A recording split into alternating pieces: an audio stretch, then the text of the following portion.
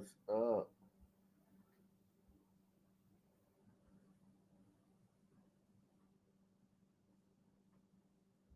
What's happening, man?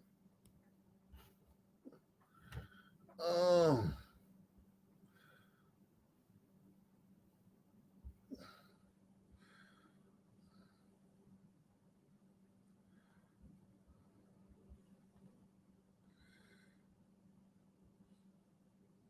mm,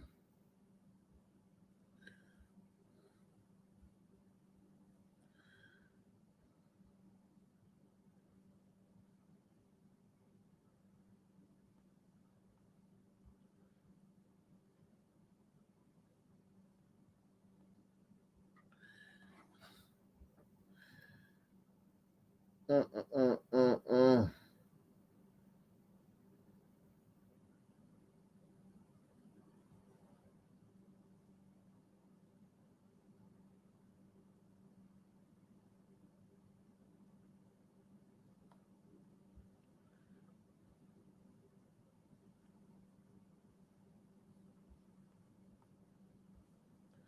What's happening, man?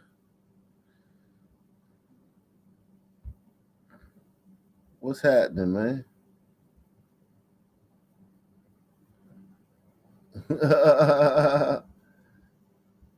Yeah, man, wicked man. Why y'all being racist towards black people, man?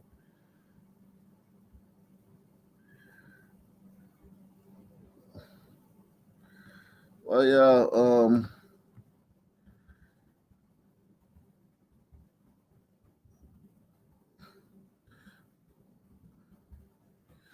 yeah, man. We getting into it tonight, man. We getting into it heavy, man. Heavy. Heavy.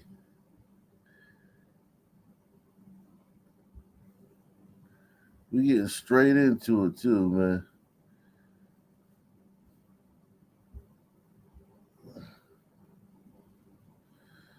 We getting into it heavy.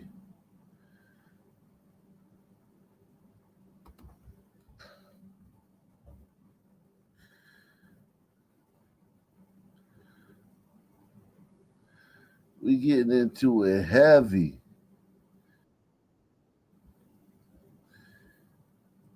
Everybody buckle your seatbelt, man. Hit that PayPal, Cash App, Super Chat. Y'all know what I had to go through to get on tonight, man. Most YouTubers wouldn't be doing the show tonight if they went through everything I went through tonight, man. Most YouTubers would have just said, "Fuck it." They's been like, "Man, fuck this shit, man. I do. I cover this shit tomorrow, man. Or I record a video and upload it."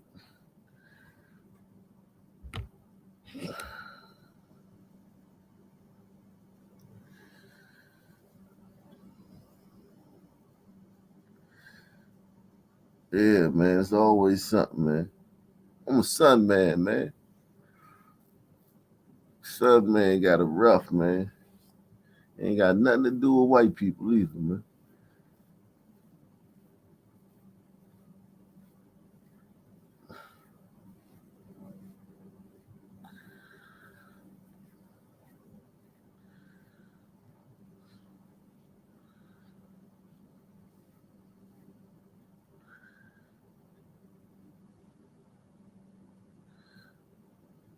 My shit gray as hell, man. My shit is super gray, man. If I was to dye my shit black, I would probably look funny as hell. I'd probably look crazy if I dyed my shit black.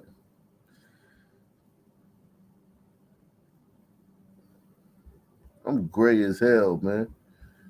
Where did this come from, man?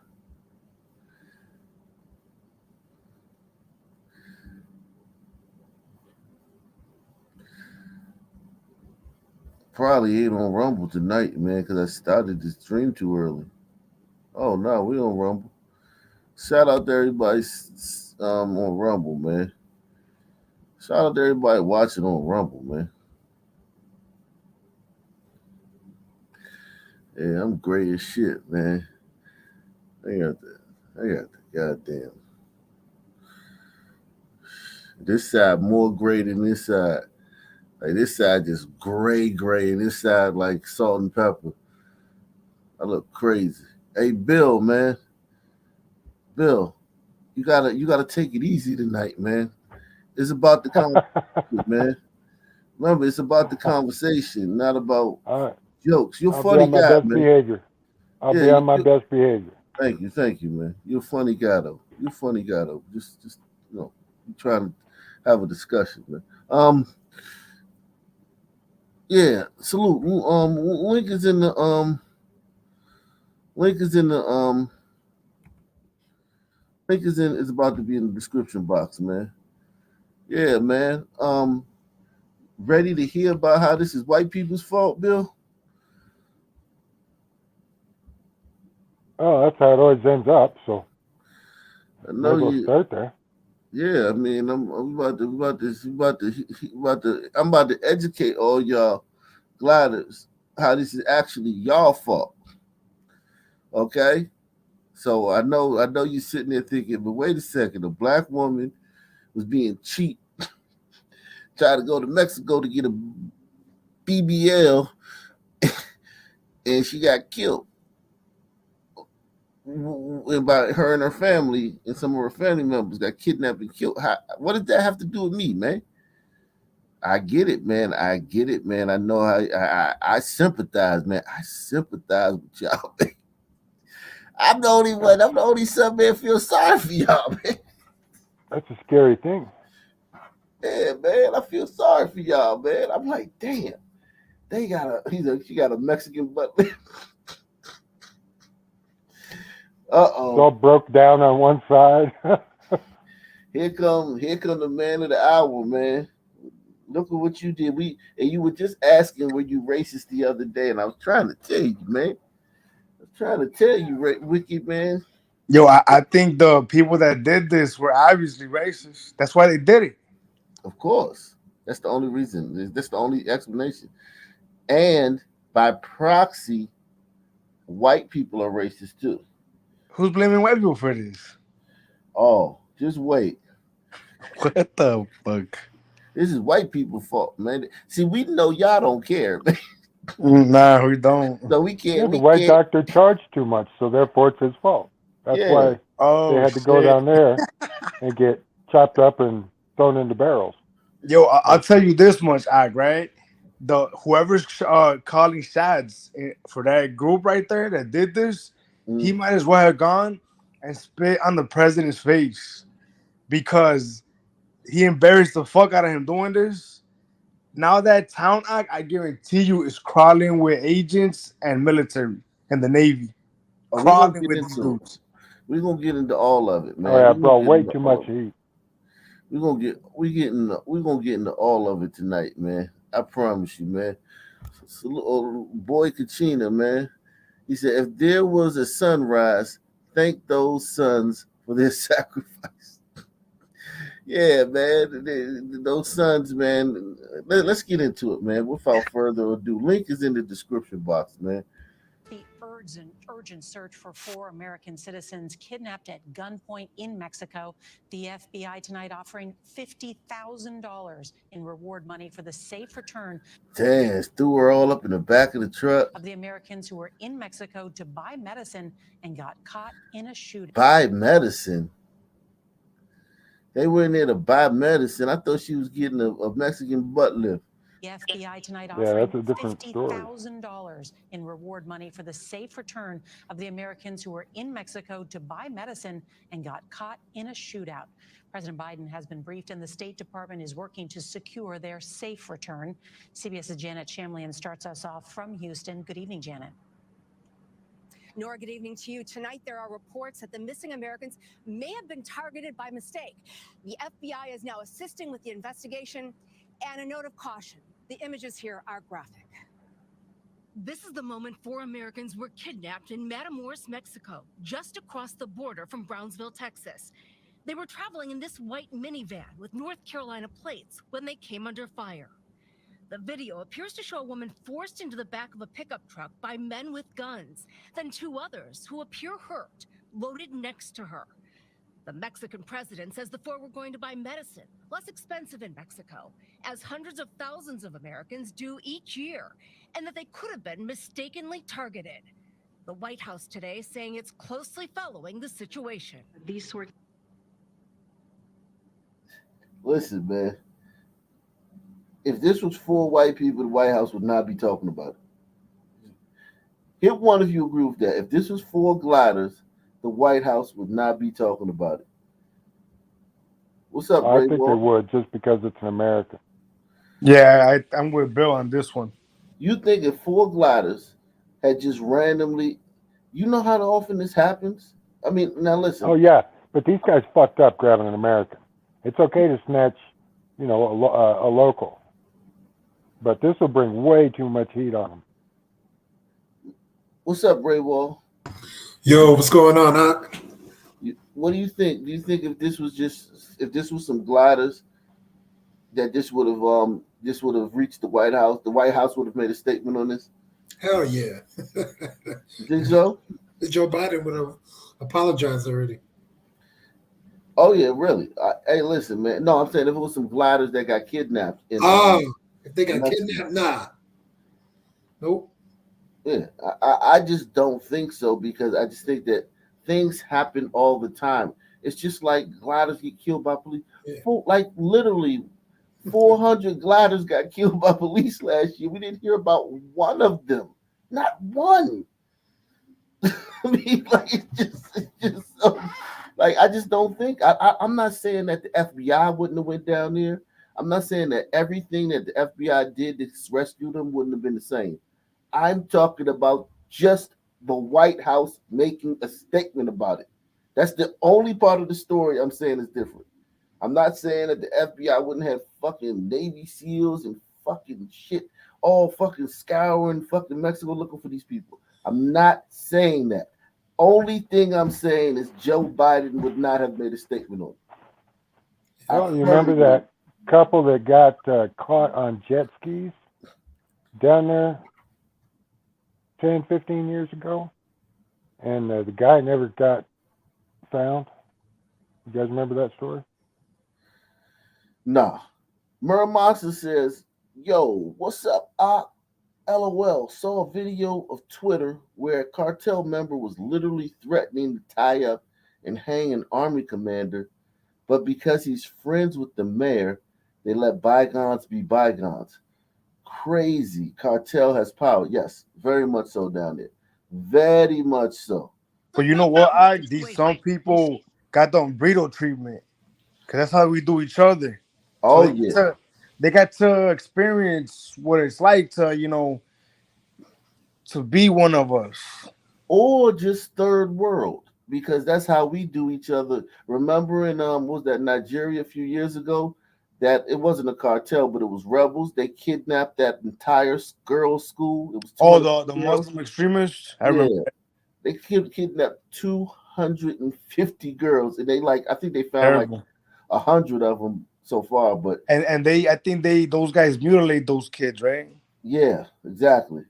And so it's like you gotta think, man, that these fucking things happen in the third world all over, and Black Americans are constantly bitching about their plight in America, their lot in life in America. Mm-hmm. And it is good when they get a taste of that, man. To be fair, don't get me wrong. It feels like the Sunman caused that here to whatever extent. You know what I mean? Yeah, definitely. We're the third world here, but still nothing like this. Following the situation. These sorts of attacks are unacceptable. Our thoughts are with the families of these individuals, and we stand ready to provide all appropriate consular assistance. Matamoros is under a level 4 do not travel advisory per the U.S. Okay, so that area is under a level 4 do not travel advisory for the U.S. Okay, level 4. There's only 5 levels. Yeah, and level 5 is this place is on fucking fire. Yeah, I mean, do people know about this? Do some people read these things? I'm positive they don't. I'm 1,000% positive. Even most gliders don't read these things and find out the level. You know? What about Umbritos? Do Umbritos know what level the country's on when they? You just Yeah, go. yeah. I mean, if it's your home, it's your home. You know, if it's level 4, what does that mean? That's where your family's at. I Yeah, wouldn't go. Don't get me wrong. you just go. You just go. Yeah. State Department. The same threat level issued for Iraq, Iran, and Afghanistan. Damn. The city of roughly 500,000 people has been home to warring factions of the Gulf drug cartel for decades. The crimes are often unreported, journalists fearing for their safety. Mario Sainz is a community leader. We hear about the cartels, we hear about the shootings, but when it involves kidnapping or it involves Americans, it sends a very strong message to our community here in Brownsville and all along the border. U.S. officials are not identifying the Americans, citing privacy concerns. That $50,000 FBI reward is not only for the return of the victims, but also for the arrest of the kidnappers. Nora? Janet. All right, so that was yesterday, man. Let's see, because I want to. Tracy Walder joined. I'm trying to catch people up. We're gonna start talking about what happened today in the story, but I just wanted to catch some of the people up, man. Yeah, man. Over here along the border, we've been on DEFCON 2 ever since Biden got in office. Where are you exactly? And can you turn your shower off in the background? It's a fan, no. Oh, can you turn that fan off then? You just gonna have to be burning up on this show, man. You can't have that, man. Go A ahead. fan? Yeah, man. Cheap motherfucker wants you to get an AC, man. But I'm only like 20 miles from the border. Oh wow, that's close, man. 20 miles is very close, man. We go, dude. Border patrol's out here heavy. You see fucking big ass caravans of Mexicans all the time. What state are you by? What Mexican state Now, are you in?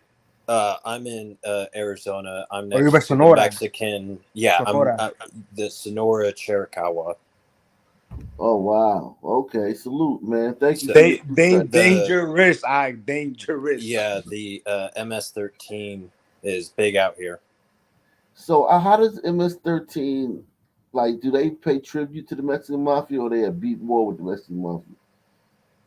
MS-13 is basically a direct link to the Sinaloa cartel, El Chapo's, and then you got the Juarez New Generation cartel. They're a new up and coming thing, but they have to mostly come through Texas and then go around to California.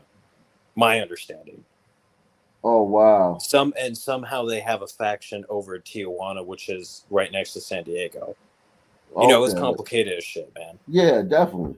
Tracy Walder joins us now in Dallas. She's a former CIA officer and FBI special agent. Great to have you with us. And I guess there are so many questions we just don't have answers to yet. But help us understand this. The flow of information, it can be challenging considering it's happened across the border. But how does the FBI go about trying to assist authorities in Mexico in getting these Americans back? Well, thank you so much for having me, Errol and Tony. So they're really going to take a multifaceted approach to this. Really, the FBI has two main goals in mind. First, safe recovery of the hostages, and then ultimately, hopefully, prosecution. But really, the first thing that they're going to do is there's a new center that was set up in 2015. It's the Hostage Recovery Fusion Cell. And that's going to be DOD, State Department, FBI, and any other U.S. government entities that have foreign relationships that will help them in working through this. Secondly, the FBI is going to also deploy their critical incident response group, and that's special hostage negotiators that are very much trained. Why is the FBI doing all this? It's just some black people. And this country's nakedly racist. Why are they doing all this for just some black people? Doesn't make any sense. Damn. To prove how racist they are. Seriously, that's what black folk complain about this country all the time. If I was fucking president, I would make the NFAC, the not fucking around crew, whatever the fuck they call it, and BLM and 100 Black Men of Atlanta. I make all the fucking groups. The Black Hebrew Israelites, I fucking give them all guns and fucking tell their asses, put them in a fucking helicopter and drop them out the fucking helicopter with parachutes and say, go find these fucking niggas. You make a good point, Ag. It kind of makes you kind of realize that maybe it's not nakedly racist.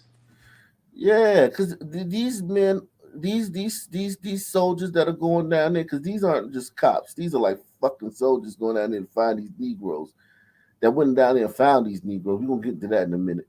But those people, man, risk their lives, man. Those you could die down Oh, yeah. there, man. They'll The shoot at you. FBI is going to Yes. also deploy their critical incident response group, and that's special hostage negotiators that are very much trained to go in there and deal with this. And also, they're going to be liaising with their legal attaches in Mexico City. So, Tracy, the U.S. State Department has what they call a level 4 travel advisory for this area. It is a do not go, do not travel advisory. Can you help us understand why this area of Mexico, which is just over the border from Brownsville, is so dangerous for Americans right now? Sure. So that also kind of has two facets to it, if you will. First, level 4, obviously, as you stated, means do not travel. But the second piece to that is if you travel there and do run into a difficult situation, the US government is going to be very, very limited in how they can help you. So other countries that have level 4 travel notifications are Iran, Russia, North Korea. Those are the countries that have them. And so it's going to be very difficult to deal. Think about that list of countries: Iran, Russia, North Korea, and Mexico's up there with those countries. And it's right there by Brownsville. Yeah, that's crazy. Deal with this situation. Part of the problem that is creating this increase in violence is that there's really a civil war going on right now in the Gulf cartel. That's the cartel that really controls Matamoros and this area of the border. They are vying for control, and people get caught in that crossfire. They also need money, and the taking of hostages increases their cash flow, and that's really what's going on. So let's be careful as we talk about this one incident, because we know every day, especially for border states, Americans cross over into Mexico. Mexicans come into the States as part of regular commerce and life. But considering this has happened now and we have this advisory, what precautions should Americans take if they have a trip across the border anytime soon? I think that that's an excellent question. It's such a hard question because the reality is when we stop that flow of traffic from the U.S. to Mexico and vice versa, we're really hurting the inhabitants of Mexico and their ability to make money, their ability to work, and their ability to have jobs. Fuck them. Why is it always our fucking responsibility? They act like we fucking invaded Mexico and made them a fucking colony or some shit. They're their own fucking country. But I think at this point in time, particularly in that area, when you know you have a known civil war going on in that state, in that cartel, I personally would avoid all travel to that area. In my opinion, that's the safest thing to do. And we have to also remember another interesting piece of information is that former head of the Gulf cartel, he's set to get released. He's in prison in Indiana, and he's set to get released actually next year. So I assume that violence there is just going to increase. Wow, we got their fucking guy in our prison. Ain't that some bitch? Shit. All right, we've got some sad breaking news to report about the. Damn, look at these two black people, man. They got two black people doing the news, man, because it's a black story, man. So they got two black people doing the news, man. Amandla.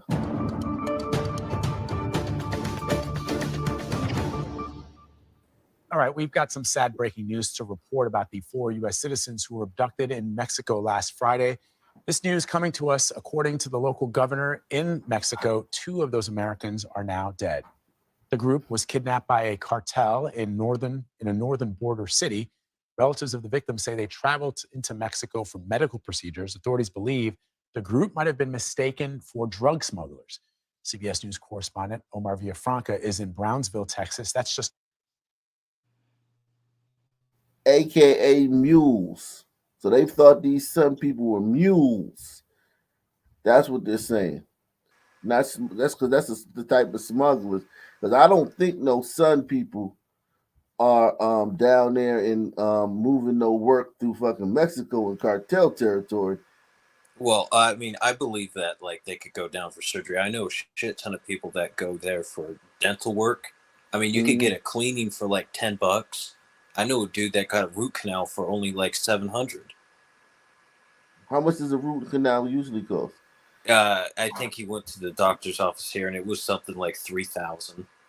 Damn. 3,000 to get tortured? That's fucked up. Yeah. That's a good. If you don't have health care, dude, it's a bitch here. That's You a know, good fucking deal. go to Mexico. It's a grand where I live.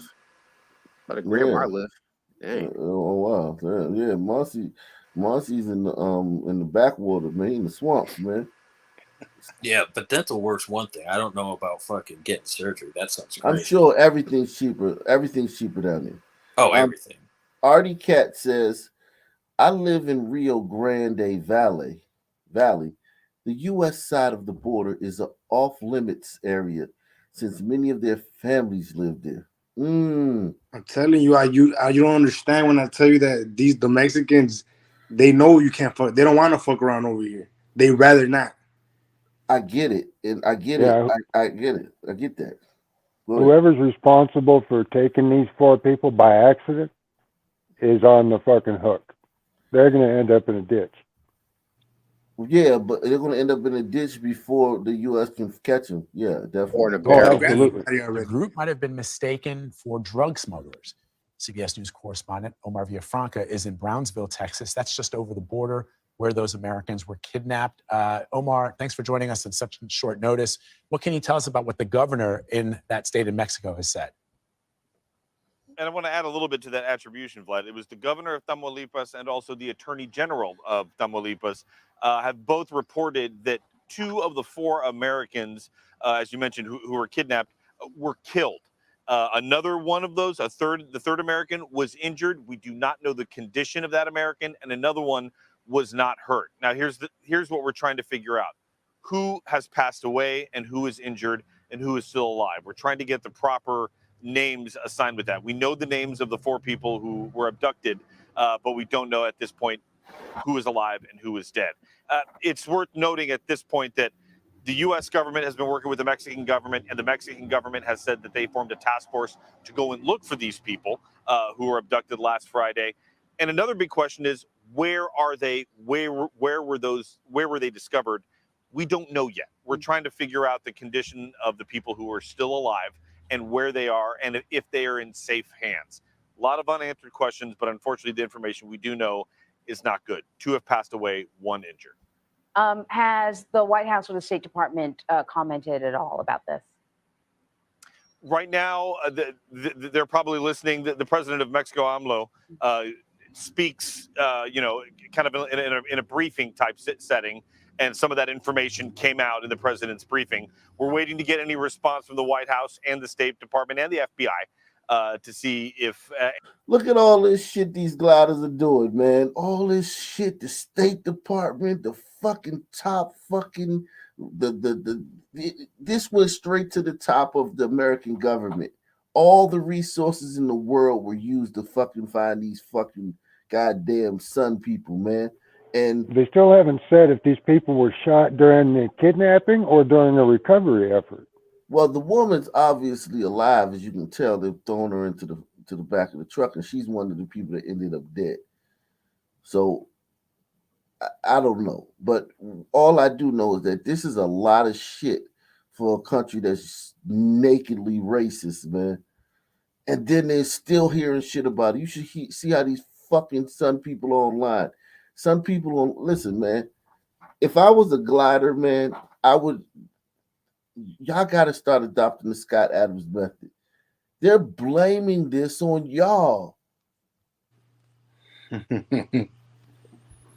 And from family members of these folks from North and South Carolina, trying to see if we can get any reaction from them and find out what happens next. So, Omar, and I know this is, again, breaking news, and you're getting the information as we are reporting it live on the air here, but do we know, or do we have an understanding at all, if the 2 that are reported to be dead were killed, were executed? In other words, they were taken, abducted, and then executed, or were they perhaps hurt in that gunfire that killed that one Mexican woman, as you reported?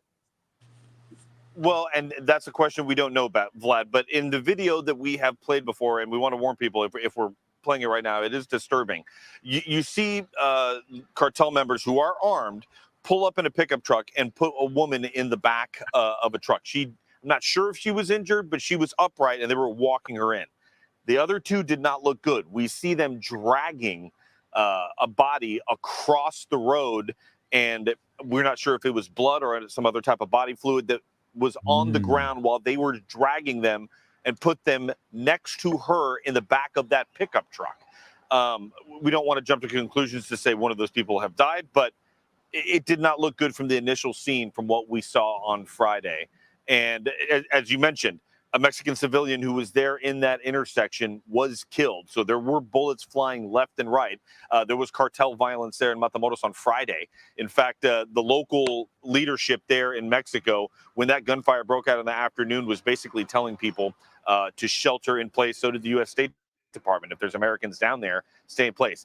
Why that's important? This is spring break right now. Here where I'm at, Brownsville is safe. The other side is Matamoros, but there's a lot of people who come down here, not only from Texas, but from the South, because South Padre Island, which you've probably heard of, is just down the road. This is the airport that you would most likely fly into to go to South Padre Island. People come here, they have a good time, maybe cross into Mexico to eat and maybe drink and have some fun and come back over.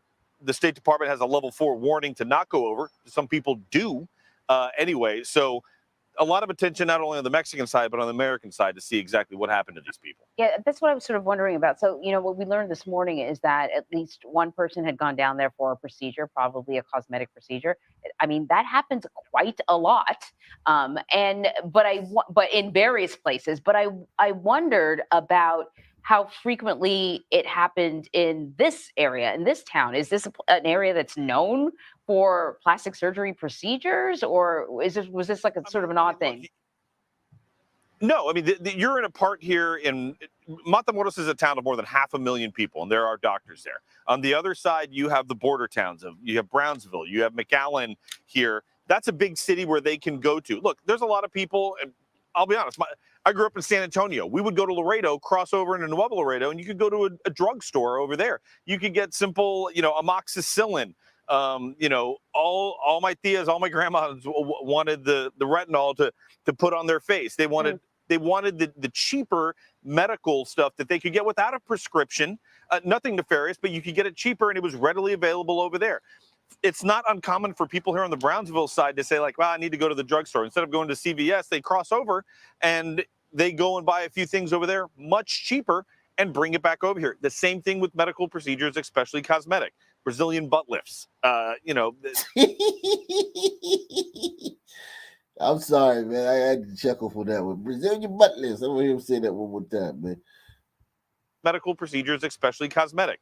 Brazilian butt lifts. There can be augmentations, tummy tucks, but even dental work. There are dentists who come to school here in the U.S. and then go back to Mexico and practice there. And a lot of people do go over there. It's cheaper, and if they don't have insurance here in the U.S., they go over into Mexico. The same way you hear people in Florida go to Colombia for various procedures as well. It's just a quick plane trip, a little bit of recovery, and come over. A lot of times they'll start here in Brownsville, cross over into Matamoros, get whatever elective or cosmetic surgeries they may want done, and then come back here on the American side and recover. Omar, so how is I guess this is going to be sort of an interesting question, but how is the governor getting this information if we are to believe that these kidnappings and ultimately this killing was carried out by a cartel? So how would the governor and the attorney general be privy to this information? What are I'm guessing they probably know some things that they haven't shared with the media yet, but I'm trying to understand how the flow of information works in Mexico. Look, the same way that our American government is finding out information on what they were doing down there. Every government has sources, with a white hat and a black hat. So they may be trying to work those channels as well. We're trying to find out how they were found, and if they were found, did they show up at a hospital? Were they dumped at a hospital? Were they presented somewhere and left there? I mean, there has been cases where cartel members grab somebody and then leave them to be found. Whether dead or alive is another thing. But in this case, we're trying to find out if there was a hospital in Matamoros that they showed up at or they were taken to and left there, and currently who has them in custody. If they're with Mexican officials, then that would be a good thing, because then at that point now we could figure out, okay, who's getting medical treatment, and it would be easier to transport them back here to the American side and back to their families. What's the alternative if they're not with Mexican? Well, if the cartel still has them, then the cartel will give them back whenever the cartel wants to give them back in whatever way they feel they want to give them back. And you can kind of read between the lines here, not to get too gruesome, since people are still, we don't know what custody or whose custody they are in. But listen, I mean, it's horrible that 2 people have died, but the question is how they were found, and the 2 who are still alive, what condition are they in? Omar, thank you very much. So we will, of course. All right, guys. So yeah, this is a big deal. America's taking this very serious, man. Black people should not be bitching about anything, right? We begin our report. What do you guys think? Do you think that black people have anything to bitch about the way this is being handled? The line at Taco Bell still takes too damn long. You think they still have a leg to stand on with that? I want the Navy SEALs, the Green Berets. I want all. They're all down there, though. Trust me, when the Navy SEALs are somewhere, they don't put that on the news, man. Yeah, I know. They just down there. Everything is So listen, okay. Susan Bacon Bake says they are trying to save face after fucked up the grinder trade, trying to show they do everything they can so they can justify not getting the Marines. Listen, man. Salute to America, man. This is not. These some people are being high priority, man. In this nakedly racist country. We begin our report with the kidnapping of 4 Americans in Mexico. 2 of them are safely back on U.S. soil. The other 2 are dead. The victims were found in a rural area east of the northern Mexico border city of Matamoros. The other 2 survivors were returned to the U.S. Tuesday. Mexican officials say one of them was injured. Omar Villafranca is in Brownsville, Texas, with the latest. 2 Americans who survived being caught in a shootout and kidnapped by cartel gunmen were taken to a hospital. So the sister survived, and she was the reason we went down there, man. We went down there so you get your butt lift, man. To a hospital in Brownsville, Texas today. Mexican authorities found Latavia McGee and Eric Williams at a stash house. Damn, they some thugged out sons, man. These real sons, man. This is like, yeah, this ain't Hollywood. This ain't like the 2 that was doing the goddamn news on the last segment. This is a real sons. She's not John Moran's type. Nah, she's definitely not John Moran's type, man. This one right here, man. Damn, that motherfucker, he blew. Shit. Williams at a stash house outside the city of Matamoros after gunmen moved them to multiple locations to avoid capture. It was the end of a road trip for cosmetic surgery. I never said they would never smuggle. I never said these guys. I said they would never. I said they would mule, but they would never be moving no work, like trying to like set up shop or no shit down there in cartel territory. Yeah, they would mule, but they wouldn't be fucking going down there with some work and setting up in a hotel somewhere trying to get it popping. I know that much. I know that. McGee, Williams, along with their close friends Shaheed Woodard and Zindell Brown, traveled last week from South Carolina to Matamoros so McGee could have cosmetic surgery. This video shows the moment when they were kidnapped at gunpoint after being caught in a shootout between rival cartel gangs. Here you see McGee being forced into the back of a pickup truck by armed men, with others who appear hurt, also dragged and loaded onto the truck bed. Woodard and Brown were killed. Traveling abroad for medicine and medical procedures is common. More than 1 million Americans traveled to Mexico for health tourism last year, spending about $250 million. 38-year-old Williams, a husband and father, was shot in the leg but is expected to survive. Okay, so this brother, he came back with his gold teeth, man. He a real one, man. He went down to Mexico, got into it with the cartel and came back, man. He got stories. Y'all little street stories, y'all little hood stories, man. Y'all ain't got nothing on him now. He the OG in the hood now, man. Congratulations, my man. You the You think he gonna look at the burritos different, Ike?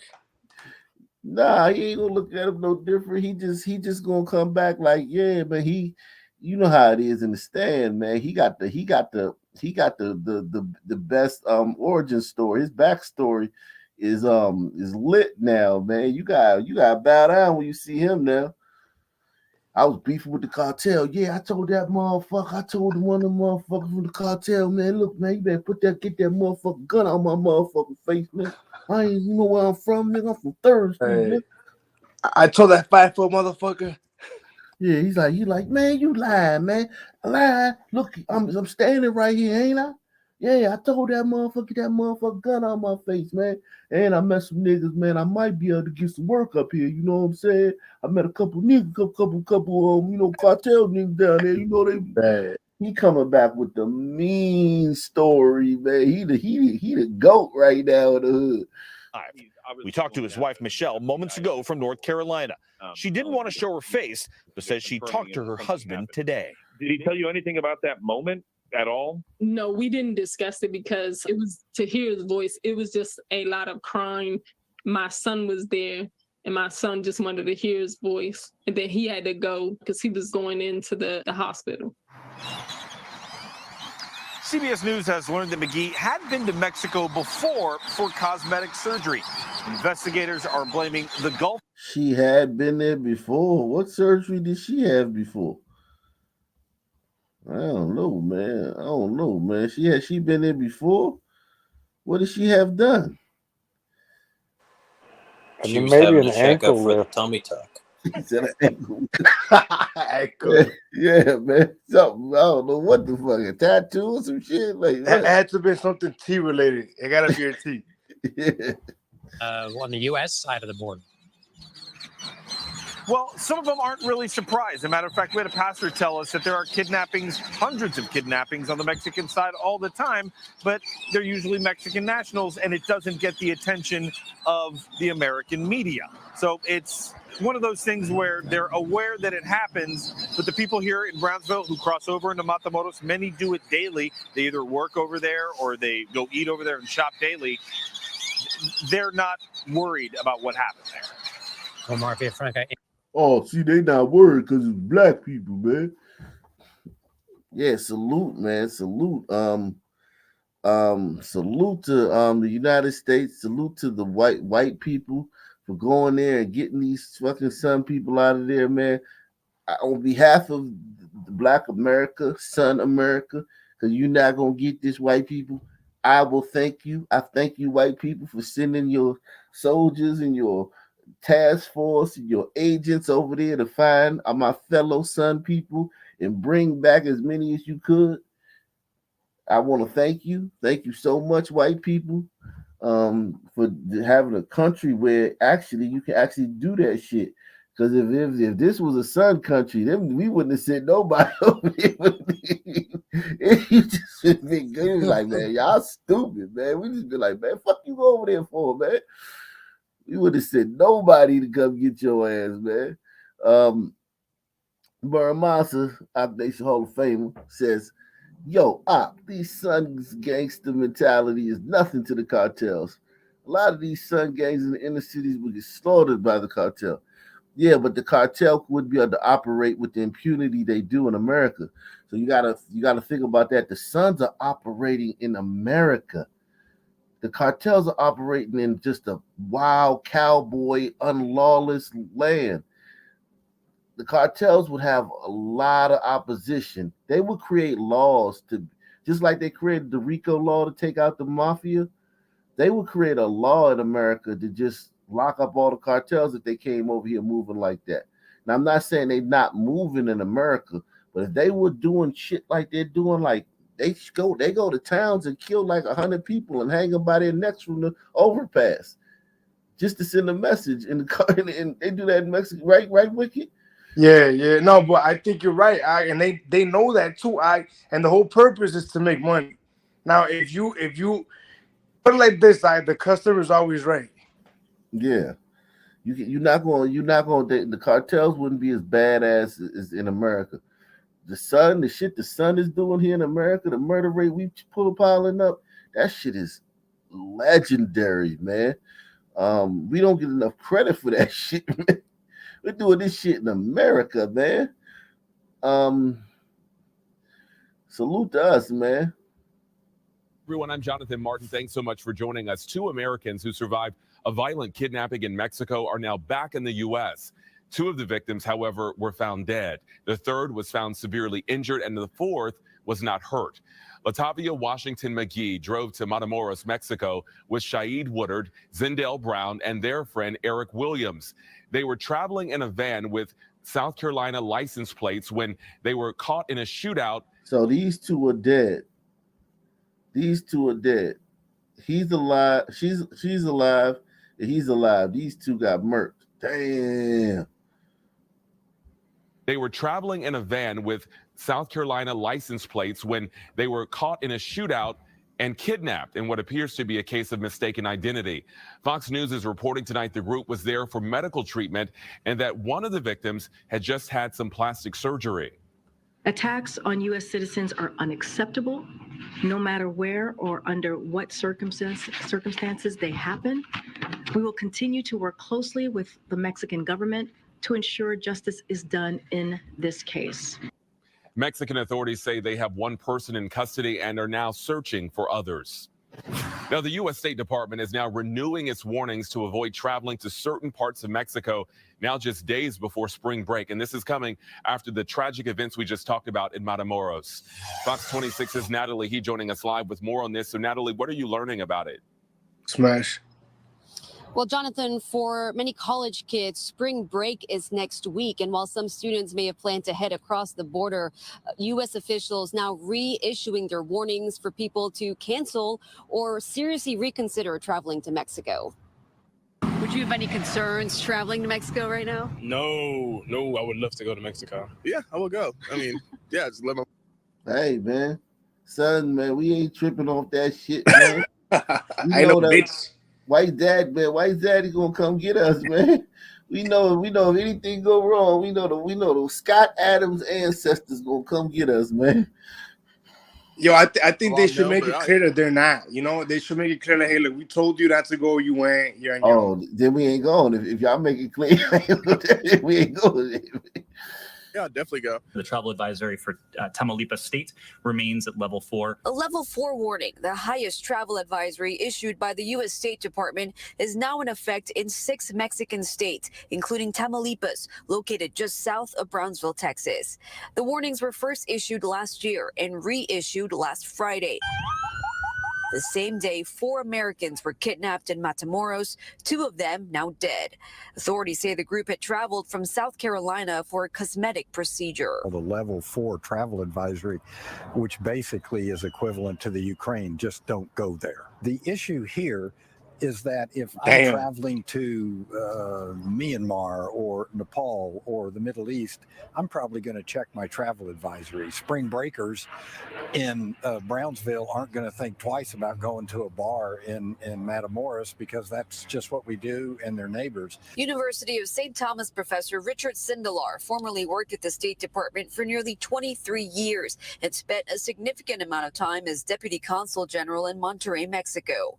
He's urging Americans, particularly college spring breakers, to take the level 4 advisory seriously, especially those considering going to Matamoros. That particular city is particularly dangerous because there are 2 cartels that are in what amount to a cartel war now, and they are apparently 2 of the most vicious cartels in Mexico. So their first instinct is to kill you rather than deal with you, rather than kidnap you and ransom you. We'll just kill you.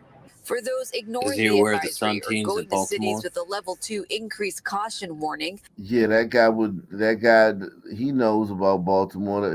Most gliders do. That's why they're adopting the Scott Adams method.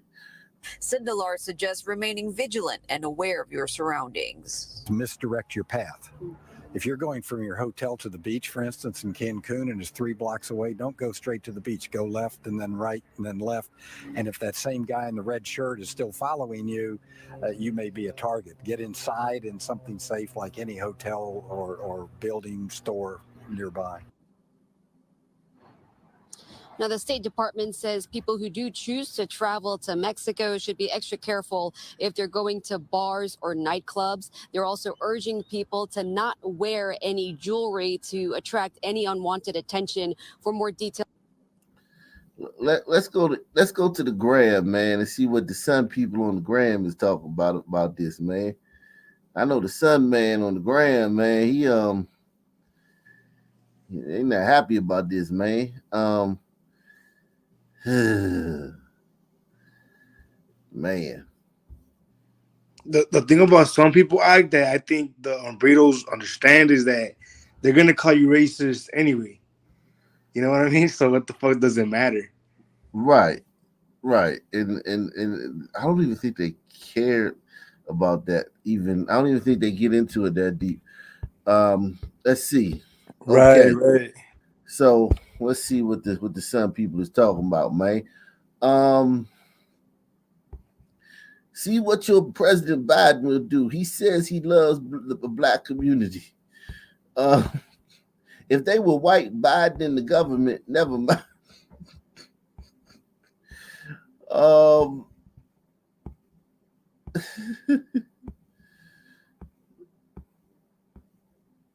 Yeah, they're kind of they're making it a little racial right now. Her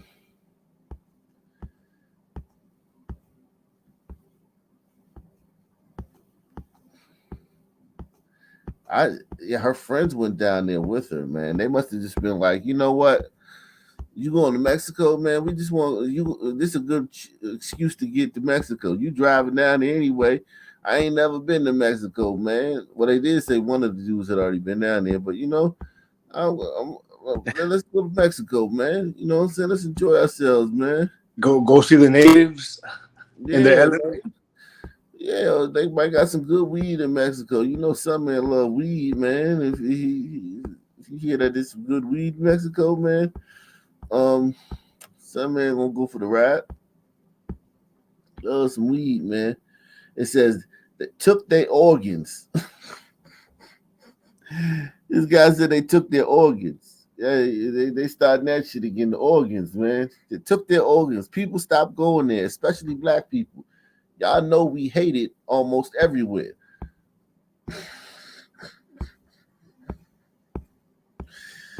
Oh my God. It says, but do y'all hear how these Mexicans talk about us though? I'm tired of telling y'all stop eating they nasty food. They racist and not y'all friends. But continue to trust them, Guan.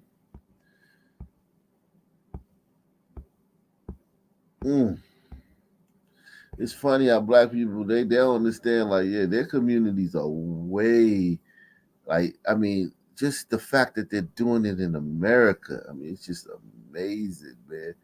It's mind-boggling that they can do that shit in America. Let's see. Tea and Shade.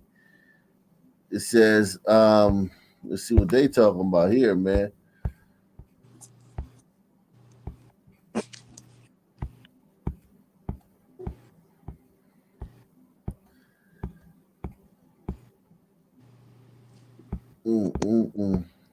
Well, the Tea and Shade is not being too racist, man. Salute to them, man. For not being too racist, man.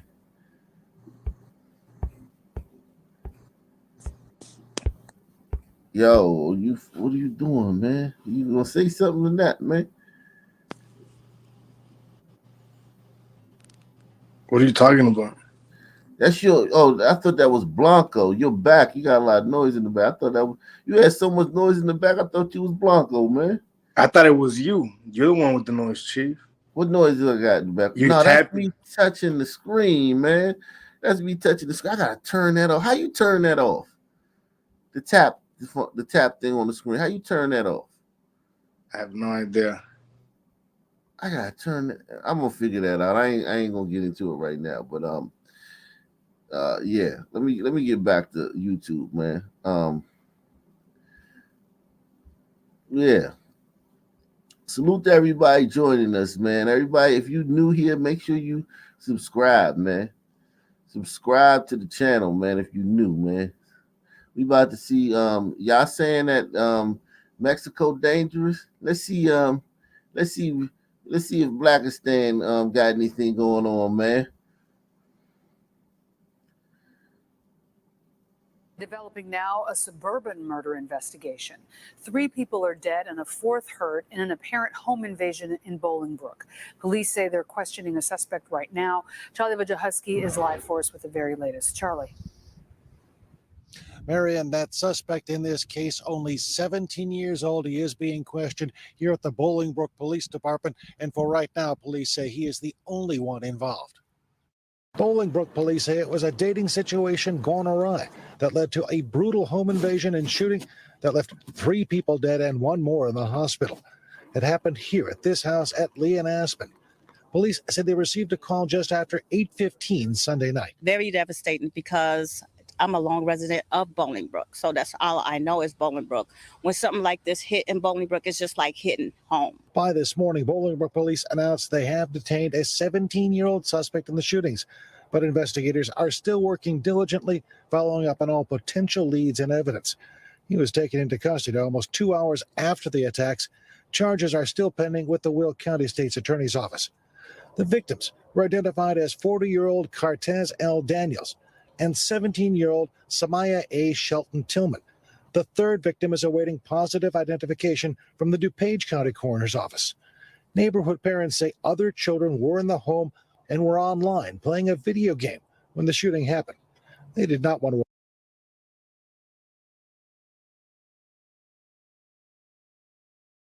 appear on camera. I was just shocked, devastated, because my heart goes out to the son, because we know him, and I work at the high school.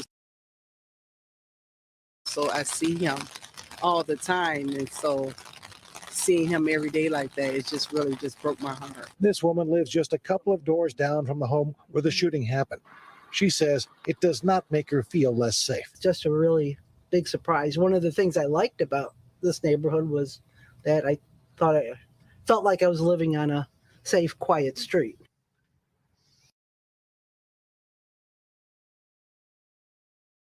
I think you're on mute, if you're talking. You could live on a safe, quiet street, right? But and these some people could be salt of the earth. But if they have a teenager in their home, or the uncle comes to stay with the family because he ain't got nowhere to live, instantly your home becomes dangerous. I mean, your neighborhood becomes dangerous. All it takes is one thing like that, right, Wicked? Just one simple change like that. Yeah, definitely. I think so. Some 12-year-old that turned 13, or now he's 14, now he's 15, and he's online beefing and telling people to pull up, and people like drop your addy and all this bullshit. Quiet street. Now, police tell us the one person who was wounded in this attack is recovering. They are currently in stable condition at a local hospital here. As for the suspect, 17 years old, prosecutors will have to make the decision whether or not to charge him as an adult. However, charge his ass as an adult, man. Charge him as a fucking adult. But it's like we said before. Our groups do this kind of shit. It was like in the home. Your mic is you're getting kind of robotic on your mic. You might want to drop off and come back up. Your mic is kind of robotic. We couldn't hear nothing you said. Can you hear me? We can hear you now. Go ahead, say what you were saying. I was saying how I think we all know that all groups do that. Violence in the home, as opposed to like outside in the street. Yeah. So and I'll give them that. Okay, you give him a pass for this one because it wasn't affecting well. But here's the thing: there was a group of kids in there that didn't live there playing video games. Damn. We begin here at 4, though, with new developments in the triple murder case in southwest suburban Bolingbrook. We're learning more about the victims and also hearing new details about the 17-year-old suspect who faced a judge for the first time today. CBS 2's Andrew Ramos live now outside the Bolingbrook home where a memorial is growing. Andrew? That's right, Joe Marie. Those victims who lost their lives are being remembered by those who knew them and those who didn't. Complete strangers have been coming by all day long, dropping off balloons and candles and even teddy bears, adding to what has become a growing memorial here outside the home on Lee Lane. Yet still many questions unanswered in this case, including the motive. Now, 17-year-old Byron Montgomery appeared in Will County Court. Who we on? What the fuck? 17-year-old what we on? Byron Montgomery appeared in Will County Court this morning where he pleaded not guilty to killing 3 people, including his 17-year-old girlfriend, Samaya Shelton Tillman, 40-year-old Cortez Daniels, and the youngest victim, elementary school student, 9-year-old Sanai Daniels. This bitch ass nigga need to fucking be skinned alive and thrown into a vat of fucking lemon juice, man. What the fuck is? Come on, man. He went in there and killed these people, man, because he was mad about something. And y'all talking about the cartel? This dude just a random son. This is a regular Sun team. You couldn't pick him out of. If you fucking walk past him in the street, you wouldn't think twice. Just a regular Sun team did all this damage.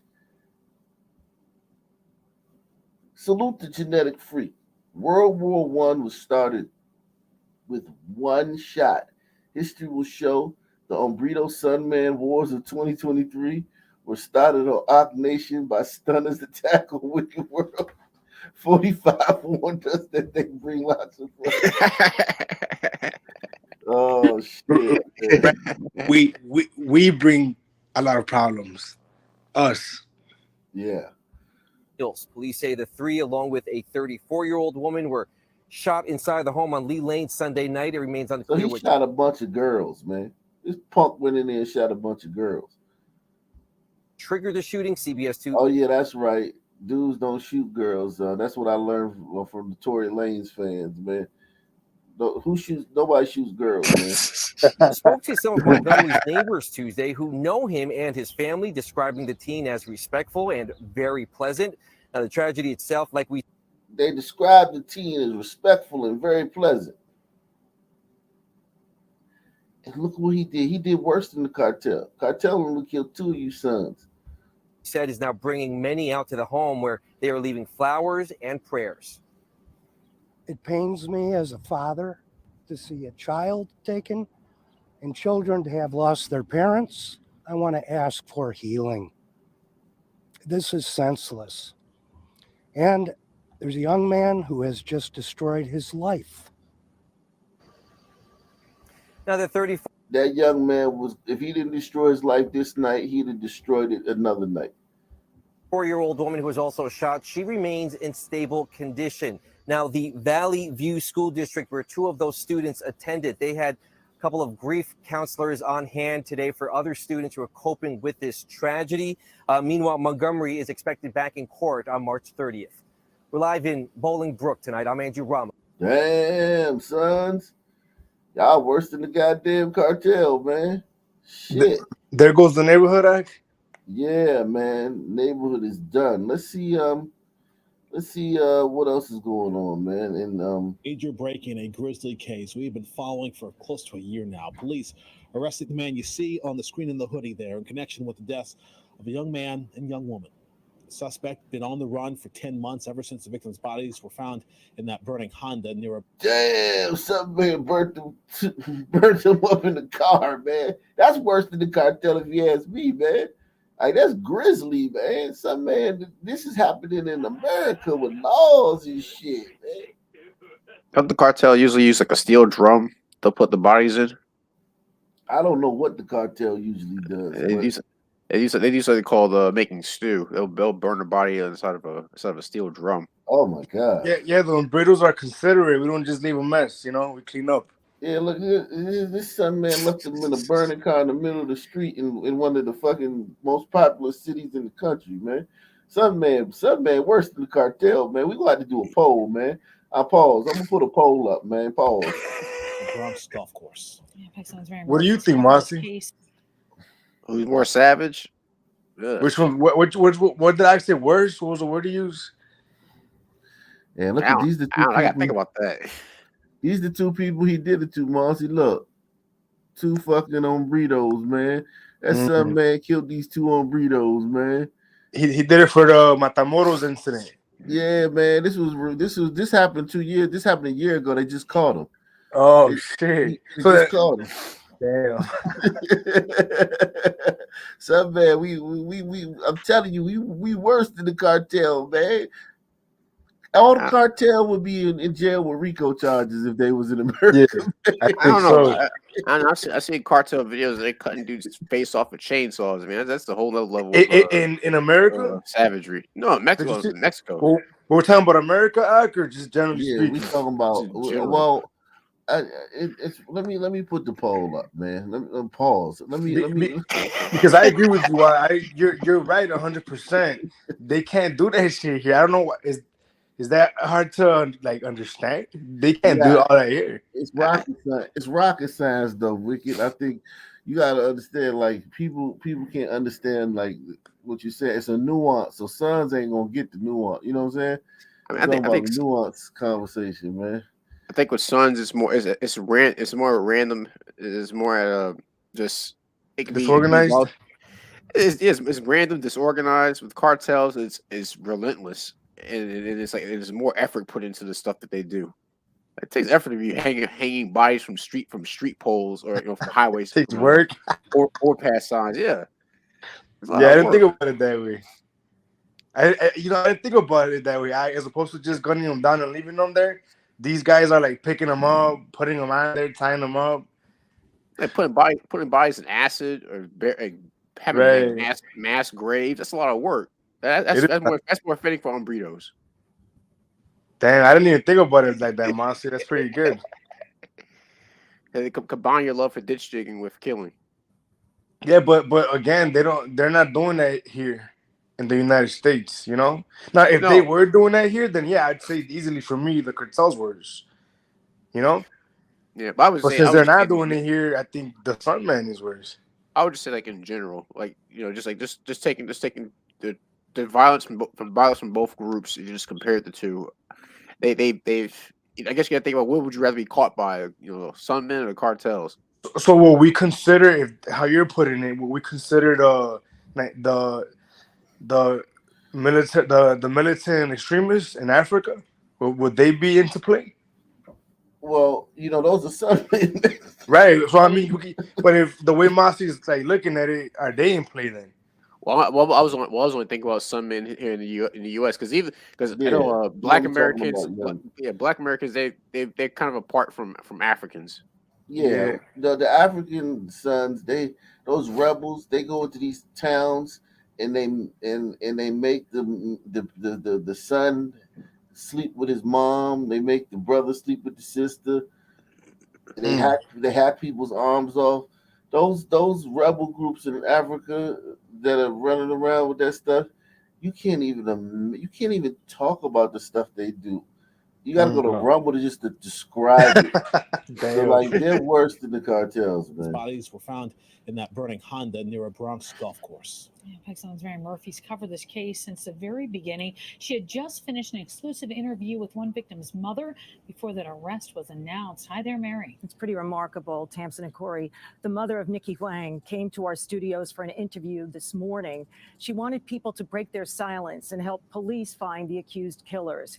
Here's how the day started. How did you find out what had happened?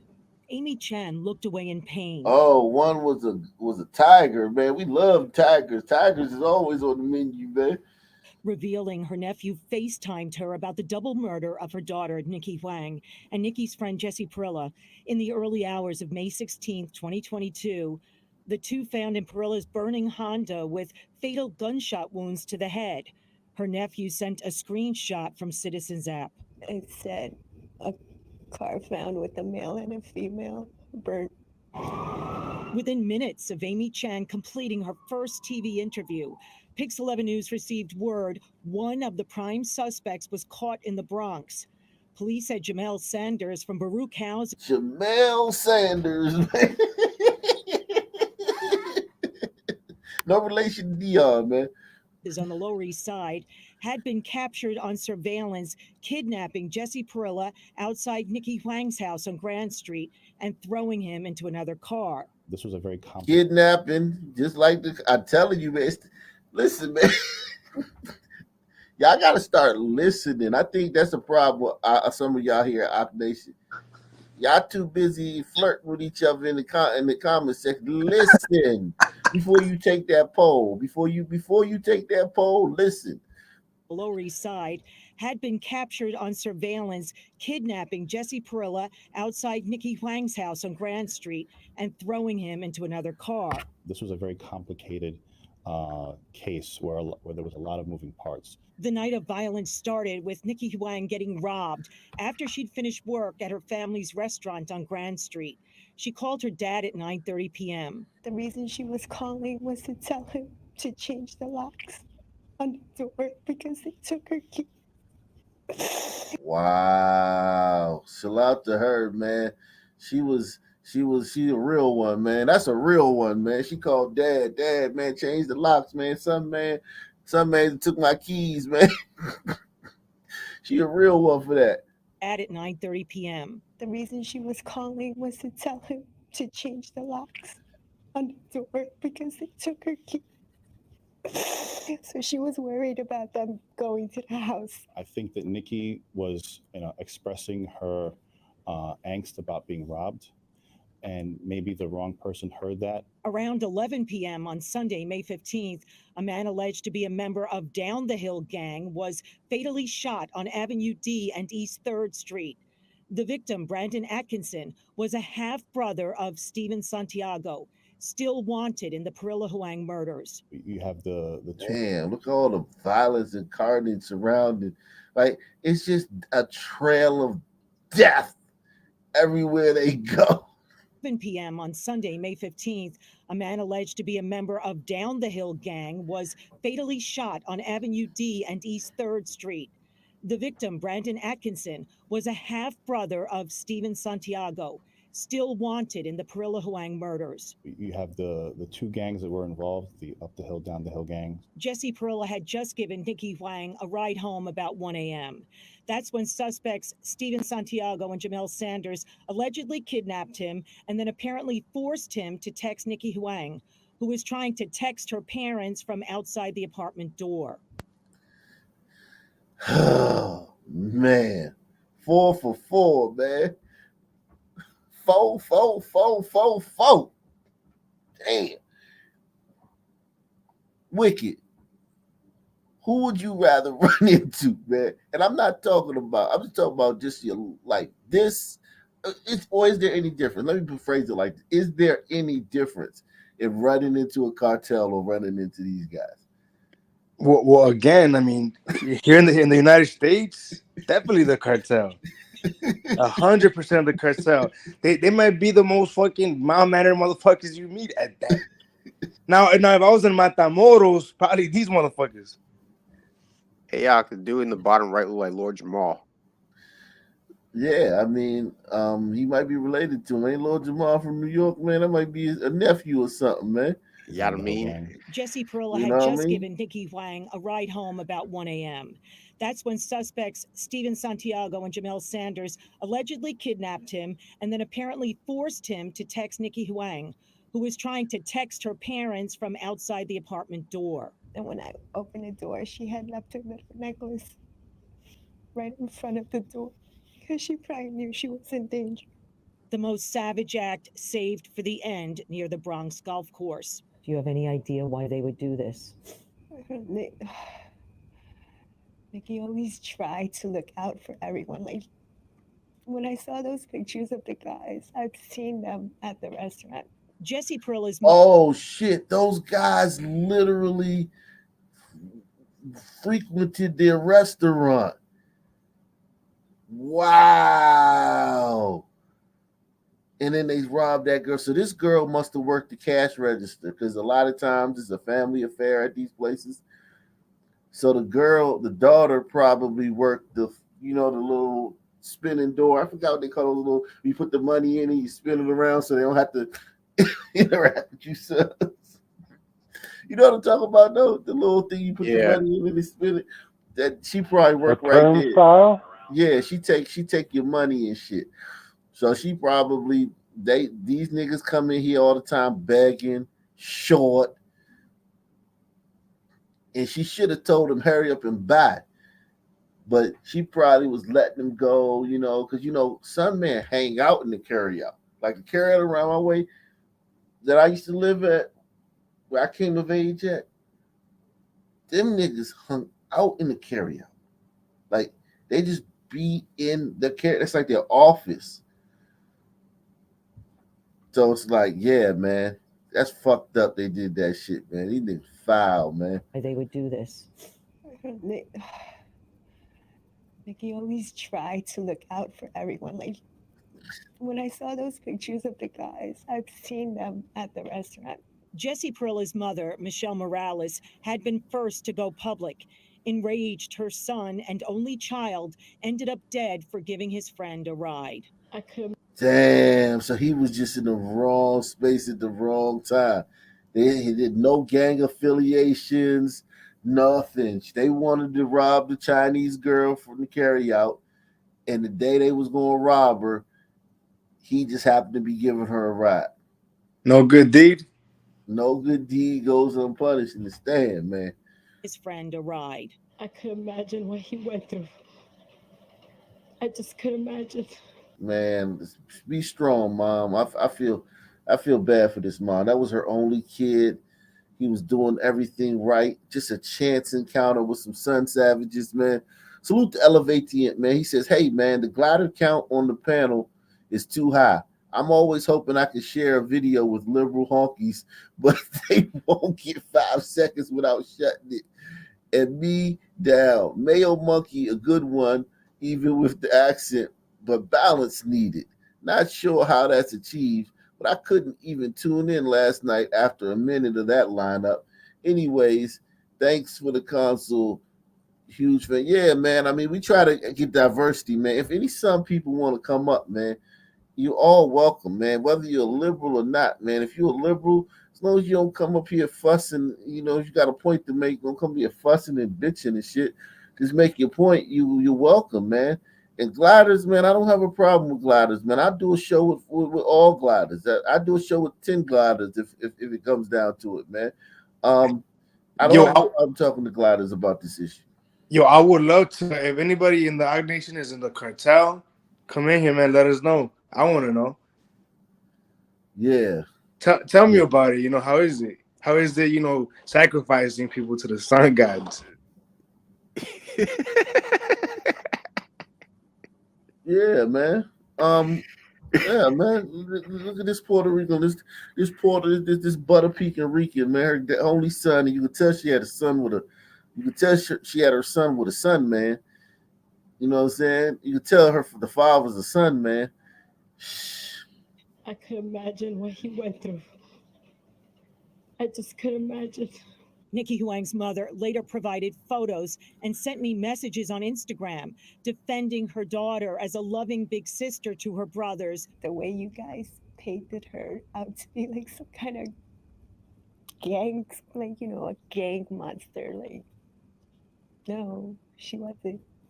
She actually looked out for all those kids. And shortly after this interview ended, Sanders was arrested. We reached both mothers to get their reaction. Nikki Huang's mother said, I kept asking Detective Soto if this would end up a cold case, and he always assured me it would not. I'm thankful that the detective stayed persistent and thankful that you got his... You see how tigers do? They thank the police. Some people don't thank the police. Some people rude as shit. Police be fucking... Police be fight. They fight. Think about it, man. These some bad guys. These police found. Salute to the tiger mom for thanking the police, man. Not being like a goddamn sun sister and just being like, I thank God. Sun sister gonna thank God and shit. Thank you, Jesus. Nah, man, it's the detectives that went and found her. You would thank Jesus and thank the detectives, son, sisters. As much exposure for my daughter's and Jesse's case from the beginning. The mother of Jesse Perilla told us, I want to thank the team that's working on this, and I think the investigation is going in the right direction. We will be doing more work on this story and plan to have follow-up reports with new information. Wow. You sons are dangerous. A 30-year-old man and another 35-year-old man are recovering in the hospital after being shot in downtown Detroit. Now, both are stable and they suffered from non-life-threatening injuries. They are at this time being considered victims until we continue to move forward through this investigation. Detroit police are sifting through video evidence and interviews to figure out who's to blame for a shooting Sunday night. It happened between two groups of people, about 15 of them in all, near Fort and Brush Streets, downtown Detroit, near restaurants. We do see that they were in an argument, and subsequently we did see a fight that ensued. And then the gentleman that we have as a person of interest produces a weapon and begins firing into the crowd. Two people were hit by gunfire. Produces a weapon and then begins firing into the crowd. Who thinks he hit the person he was mad at? Hit one if you think he hit the person he was mad at. He produced a weapon and fired into the crowd. Like, God, that's dangerous, man. You talk about danger. That's danger.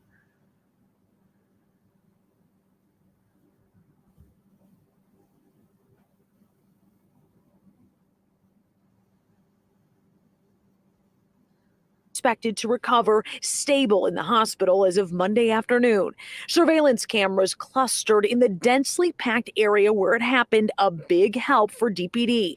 They've arrested one person being held on a weapons violation, and they have another person of interest on their radar, likely the gunman who fired shots. At this point, they believe there's only one shooter. If you have anything that can assist us with this investigation, we definitely ask that you do reach out to the police and provide them with any information, even if it's a vehicle description or a person that you've seen running from the location. The commander there says they are getting cooperation from some of the folks in that larger group, but they can't quite string together a clear picture as to what this argument started over. Jessica Dupnack, Fox 2 News. We begin well, no, they probably have the story. They just don't believe it. They're like, there's no way somebody would shoot a fucking crowd of people over a scuffed shoe. Well, yeah, they will. Yeah, they certainly will. In a crime alert, a Memphis mother is looking at charges accused of attacking a police officer to try to keep her son from being taken into custody. WRG. See the difference between the moms, man? Two stories about moms. Two different outcomes, man. She's probably helping her son husband. Yeah, man, it was just man. In a crime alert, a Memphis mother is looking at charges accused of attacking a police officer to try to keep her son from being taken into custody. WRG Shay Arthur is live tonight with what investigators say unfolded. And Shay, go ahead, fill us in. What do you know? Hey, Greg, well, last check, she's here in jail tonight on an assault charge after her son had warrants out for his arrest.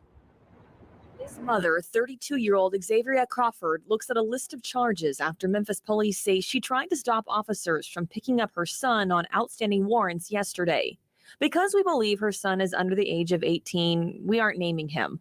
But here's what investigators tell us happened. When officers went to pick up Crawford's son on warrants for violation of probation and theft of property in South Memphis off Cynthia Place and St. Paul Avenue, Crawford opened the back door of the car he was inside of and shielded herself between an officer and her son. As the son started to get out of the car, Crawford is accused of grabbing a hold of the officer and swinging at him while her son took off, while repeatedly yelling for him Wait a second. I thought you scared of cops. I thought if any interaction with a cop with a stunned person could lead to death. She don't know about Sandra Bland, man. Those are the liberal sons who keep saying that. Yeah, it will end in death when they act like this. Corinne Gaines, man. What she should be dead, man. And swinging at him while her son took off, while repeatedly yelling for him to run. We checked with the court. The name matching Crawford's son shows to have 18 total contacts with the court. Dog. He's got more contacts than he is of age in years. Christ, man.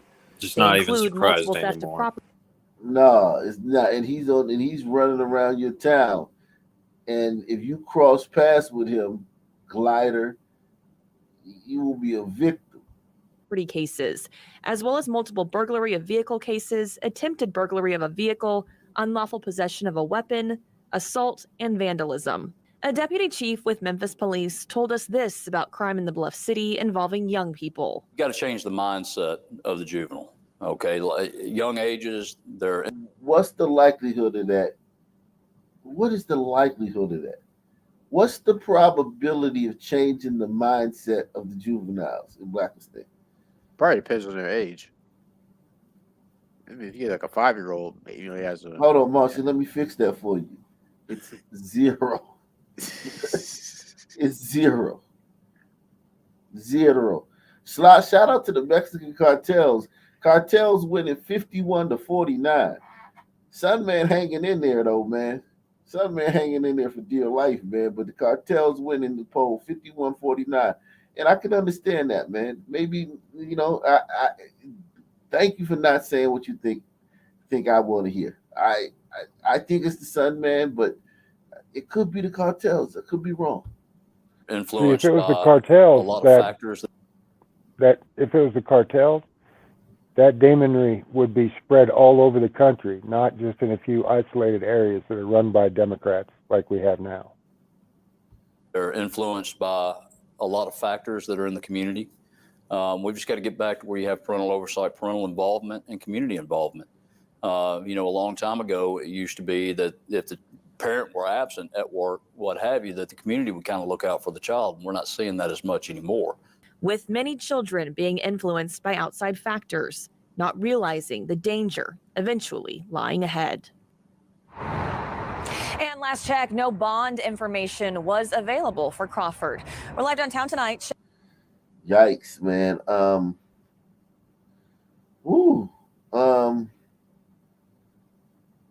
Let's look. Let's see what's going on in Memphis right quick, man. Let's go to some of these major cities. Let's see. Memphis is about to get more dangerous.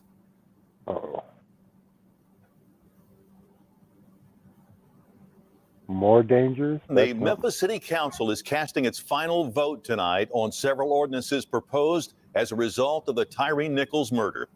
Hello, I'm Greg Hurst. Hi, I'm Stephanie Skurlock. This marked the third reading that requires at least 7 yes votes from council members in order to become law here in Memphis. WREG's Ashley Paul joins us now live outside City Hall. What people can expect with these new ordinances. Ashley? Yeah, Stephanie and Greg. Well, the meeting went on for more than 4 hours, so I'm going to try to keep it simple here. Here's what you need to know. Memphis passed 5 new laws tonight that will ultimately, hopefully, make the city a safer place for all of its residents. A packed house tonight, many of them. Look at all these gliders in here. Look at how many. This is a 65% Sun City. So whatever's getting passed here tonight is being pushed by you gliders. The some people at home, some people don't even know this meeting going on. So they're still standing in line. They were late. Some people getting their hair done. Some people playing cards. Some people getting ready for the club. Some people watching goddamn Little People of Atlanta. Some people in it just chilling on the block. And you gliders is out here pushing whatever's. I don't know what they're proving, but we'll see what you gliders are asking for. And if you and whatever you ask for, I hope the fuck you get it. House tonight, many of them breathing a sigh of relief as the Memphis City Council writes 5 new ordinances into law. I think we have a ways to go when we talk about reforming police culture, but I am elated to see that the council members did what was right. One ordinance will require traffic stops to be conducted in clearly marked vehicles only. The officers that stopped Tyree Nichols were in unmarked police cars. Every time a black Wow. That takes away the element of surprise. When you're looking for the bad guys, like the worst of the worst, that takes away the element of surprise. You're going to have a lot more police chases. These cars. Every time a black person is pulled over or approached by police, we're in a complete and utter fear for our lives. But shut up, bitch. Shut the fuck up, bitch. I told you it's these liberal some people. They're the ones who keep there were some people in pasty white liberals the ones who keep pushing this stuff. And it's always some fucking black chick that look like fucking Forrest Whitaker out here doing all this shit while all the pretty red bones is at home. Getting fucking, you know what I'm saying? All the pretty red bones at home fucking chilling and shit, getting their nails done, getting gifts and shit, Making me dinner. Yeah, getting fucking attention and shit. And you got some big fucking broad look like Rerun from fucking What's Happening up here. Talking about every time a black person is here, believe we think we about to die. Shut your dumb ass up, man. Police cars. Every time a black person is pulled over or approached by police, we're in a complete and utter fear for our lives. But about half the audience was against this. Some of them have been directly affected by recent crime in the city, including some friends of Eliza Fletcher, and favor having the added security. Citizens of Memphis are frightened like they've never been before. Tell them, glider queen. You tell where fishermen at. We found a good glider queen, man. Tell them, glider queen. You're in fear. These black people talk about they fear when they see cops. You're in fear. It's been like fucking 300 murders since Tyree got killed in this city, and they talking about fucking changing the laws for Tyree. This shit is insane, man. Security. Citizens of Memphis are frightened like they've never been before and tired of living in fear. This ordinance passed, but there are a few exceptions to the new law where an officer can stop someone in an unmarked vehicle. When a reasonable person would believe that a vehicle will potentially put someone in danger of serious bodily harm or death.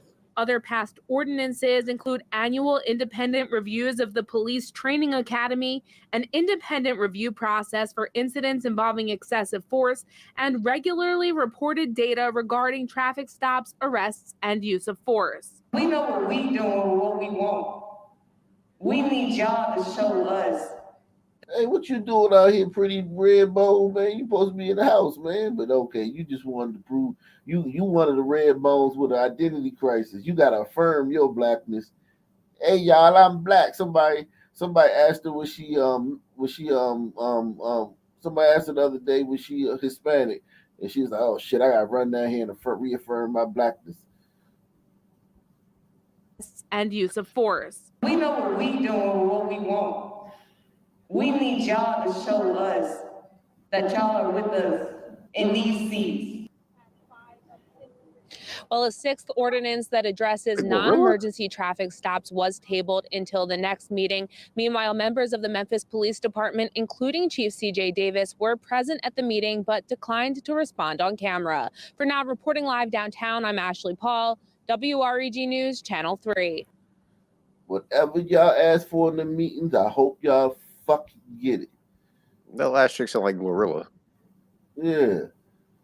These motherfuckers, I hope to God y'all get it, man, whatever y'all asking for.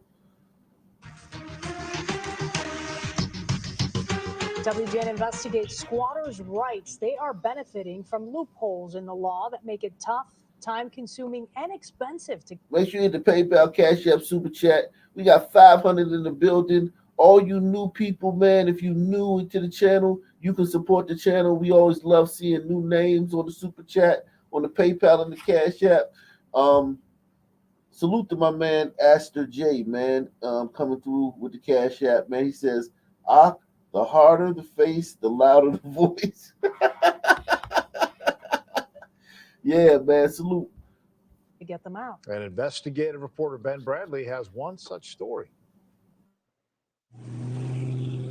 On a tidy block in Chicago's Chatham neighborhood, you'll find a house that looks like many others.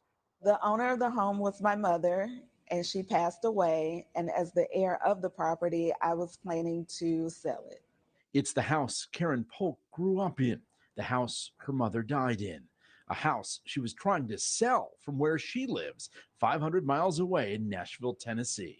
I got a call from that agent stating that the person that went to the house for a showing was greeted at the door with someone inside already. I wouldn't say it's prevalent, but this happens more than you think. Chicago real estate attorney Aaron Stanton says there are two ways it happens. People who are scammed by someone posing as a landlord, offering keys to new locks and a fake lease. Or in some cases, someone posing as a scam victim who simply saw an empty house and moved in.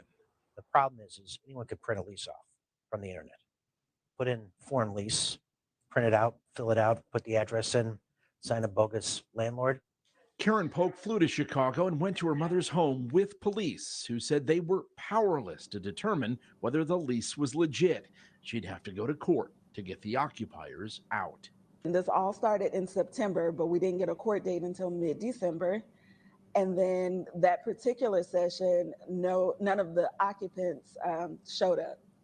So we had a second court date. That's just how the process goes. If they don't show up for the first one, another date is assigned. Who, we wondered, would answer the door and explain their presence. Do you live here? Yeah. How long have you lived here?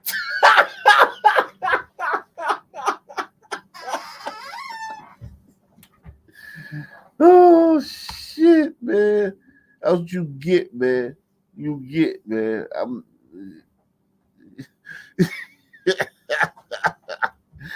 You get a sister, your sister. That's your sister, man.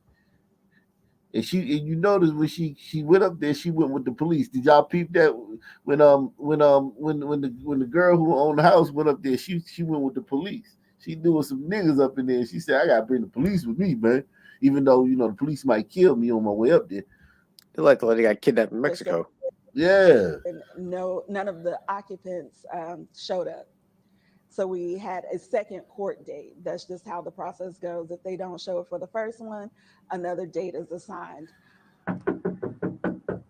Who, we wondered, would answer the door and explain their presence. Do you live here? Yeah. How long have you lived here? I've been here for a minute. A minute? Yeah. About how long is that? Since like last year. Okay. Meet Shirley Roper, who says she's lived here with her kids since September. Shirley Roper. Shirley, little hood booger. I know it's some nigga. I know it's a sun man up in there, man, tearing that ass up, man. Meet Shirley Roper, who says she's lived here with her kids since September, but acknowledges only paying rent for the first 3 months. You know somebody else owns this house, right? Oh, yeah. Why Do you have a lease? Uh-huh. Can I see it? Give me 1 second. Alrighty. Seconds turn to minutes. I don't think she's coming back. We learned time has a habit of slipping away in these cases. And there's a huge backlog, and it could take anywhere from 6 months to 12 months to possibly 18 months if they know how to work the system and get delays in court. In the meantime, they're in your home. To our surprise, Shirley Roper came back to the door. I know. Find the lease. I misplaced the lease. She says she too is a victim. Somebody here scammed us out of our money and gave us a fake lease and held us. Who believes that? Who believes she paid anybody 3 months rent? Who believes that? Hit one of you, because I want to know what I'm working with, man. I need to know what I'm working with in this world. She barely put money into her own head. I doubt she put money into a lease. I need to know what I'm working with up here, man. To move into the house or whatever and stuff like that. And that brings us back to the courthouse. There's no data specific to fake leases or squatting cases, but the number of eviction filings is back to pre-pandemic levels in Cook County, more than 29,000 last year alone. They are on the rise because criminals know that they can do this. There's really no criminal repercussions, and you can live rent-free in a home for 12, 18 months if you're lucky. No, I'm not a squatter. Again, Shirley Roper insists she's a victim. When the lady told you this was her dead mom's house. See, I didn't know that. Well, but she she since told you yeah, that. she told me that. And then it was like, oh, wow. Like, I didn't know that. So why? And this is this little exchange right here tells you everything. Mom's house. See, I didn't know that. Well, but she since told you yeah, that. she told me that. And then it was like, oh, wow. Like, I didn't know that. So why not move out? I am gonna move out. I told her I was gonna move out. That's why I told you, like, we had went to Brown and sugar everything. And I sister. told her, I'm like, I just need a little time because it's just not me. It's like me and my kids, and I don't have nowhere to go. It seems like these folks know how to work the law. It seems that way, but you know, when it's someone like myself that's new to all of this, dealing with multiple things, grieving, everything going on at one time, it's just hard to process. It's stressful. It's a financial burden. It's mentally irritating.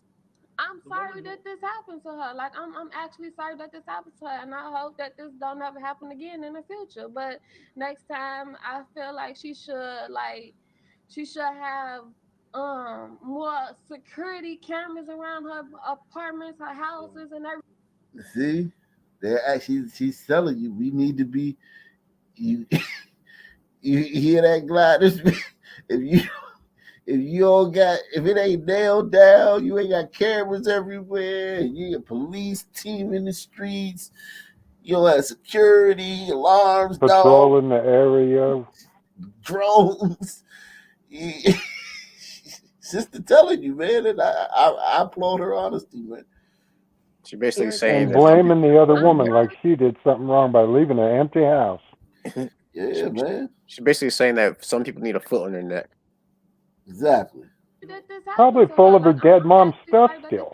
And I hope that this don't ever happen again in the future. But next time, I feel like she should have more security cameras around her apartments, her houses, and everything. That way she can be able to check on her houses every now and then. Translation: you know niggas ain't right. That interview was 2 weeks ago. We visited again, but it's unclear if that woman is still living in the house. Our attempts to reach people who she said could validate her story were unsuccessful. So how do you protect yourself, especially in situations where you may not live near an empty home you own?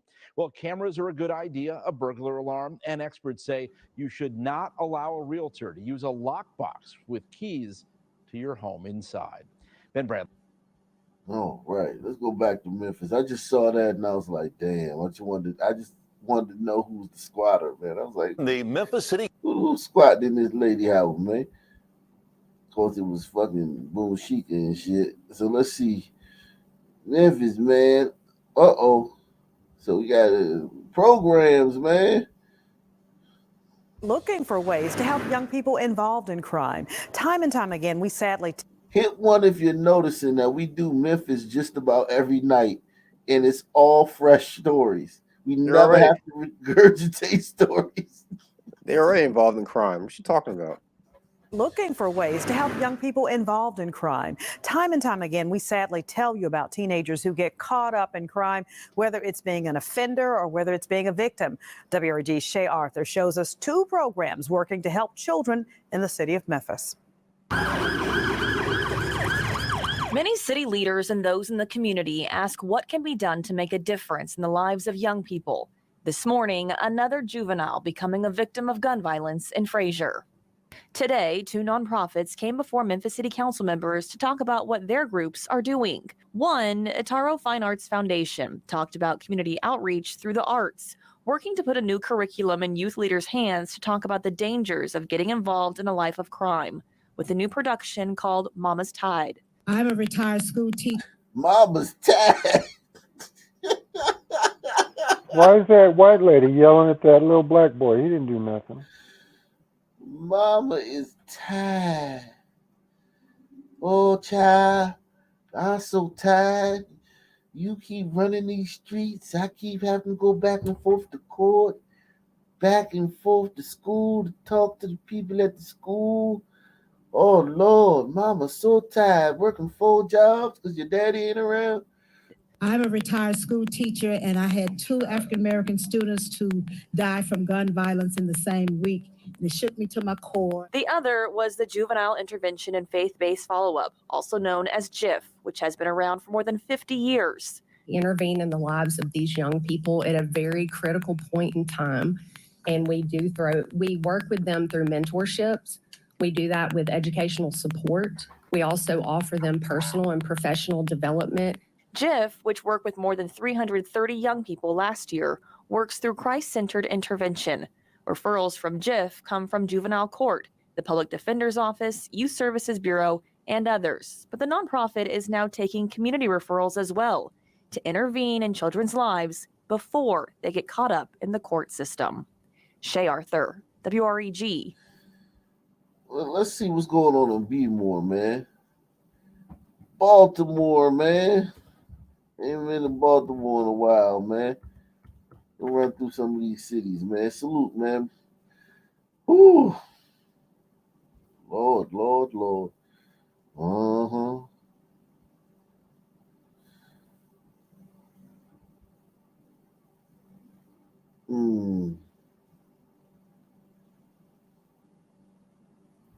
Wow. Wow. Well, Mary, that juvenile crime bill up for debate today in the House is in line with Vincent Schiraldi, comments made by Vincent Schiraldi, the new Secretary of the Department of Juvenile Services. Now, he has said criminals should not be exposed to the adult justice system until they turn 21 or 25. And now tonight,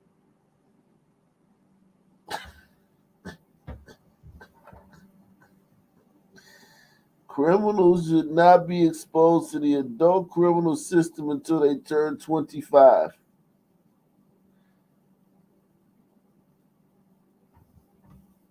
In Baltimore.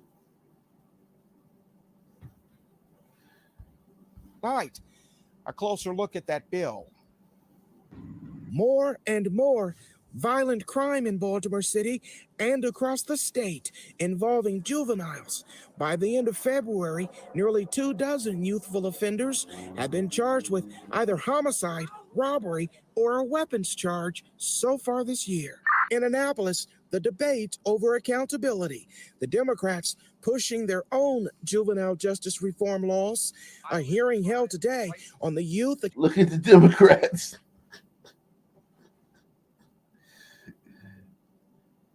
Look at who's digging your grave for you, son, people and gliders. The Democrats, man. They want to, you will get carjacked and dragged down the street by a 25-year-old, and then you gonna go to court. They're gonna be like, his lawyer's gonna be like, Your Honor, I don't think my client should be charged as an adult, man. And the judge gonna say, how old is he? 25. And the judge gonna be like, okay, you know what? We're gonna send him to juvenile court, man. Tell his mother to come pick him up at 3. Retarded. So retarded. Oh, shit. And then take away your ability to defend yourself while they're surrounded by armed security. Justice reform laws. A hearing held today on the Youth Accountability and Safety Act, House Bill 1180. If passed, the bill would prevent. You see that? I wonder if you caught it. 1180. The racial equity impact statement.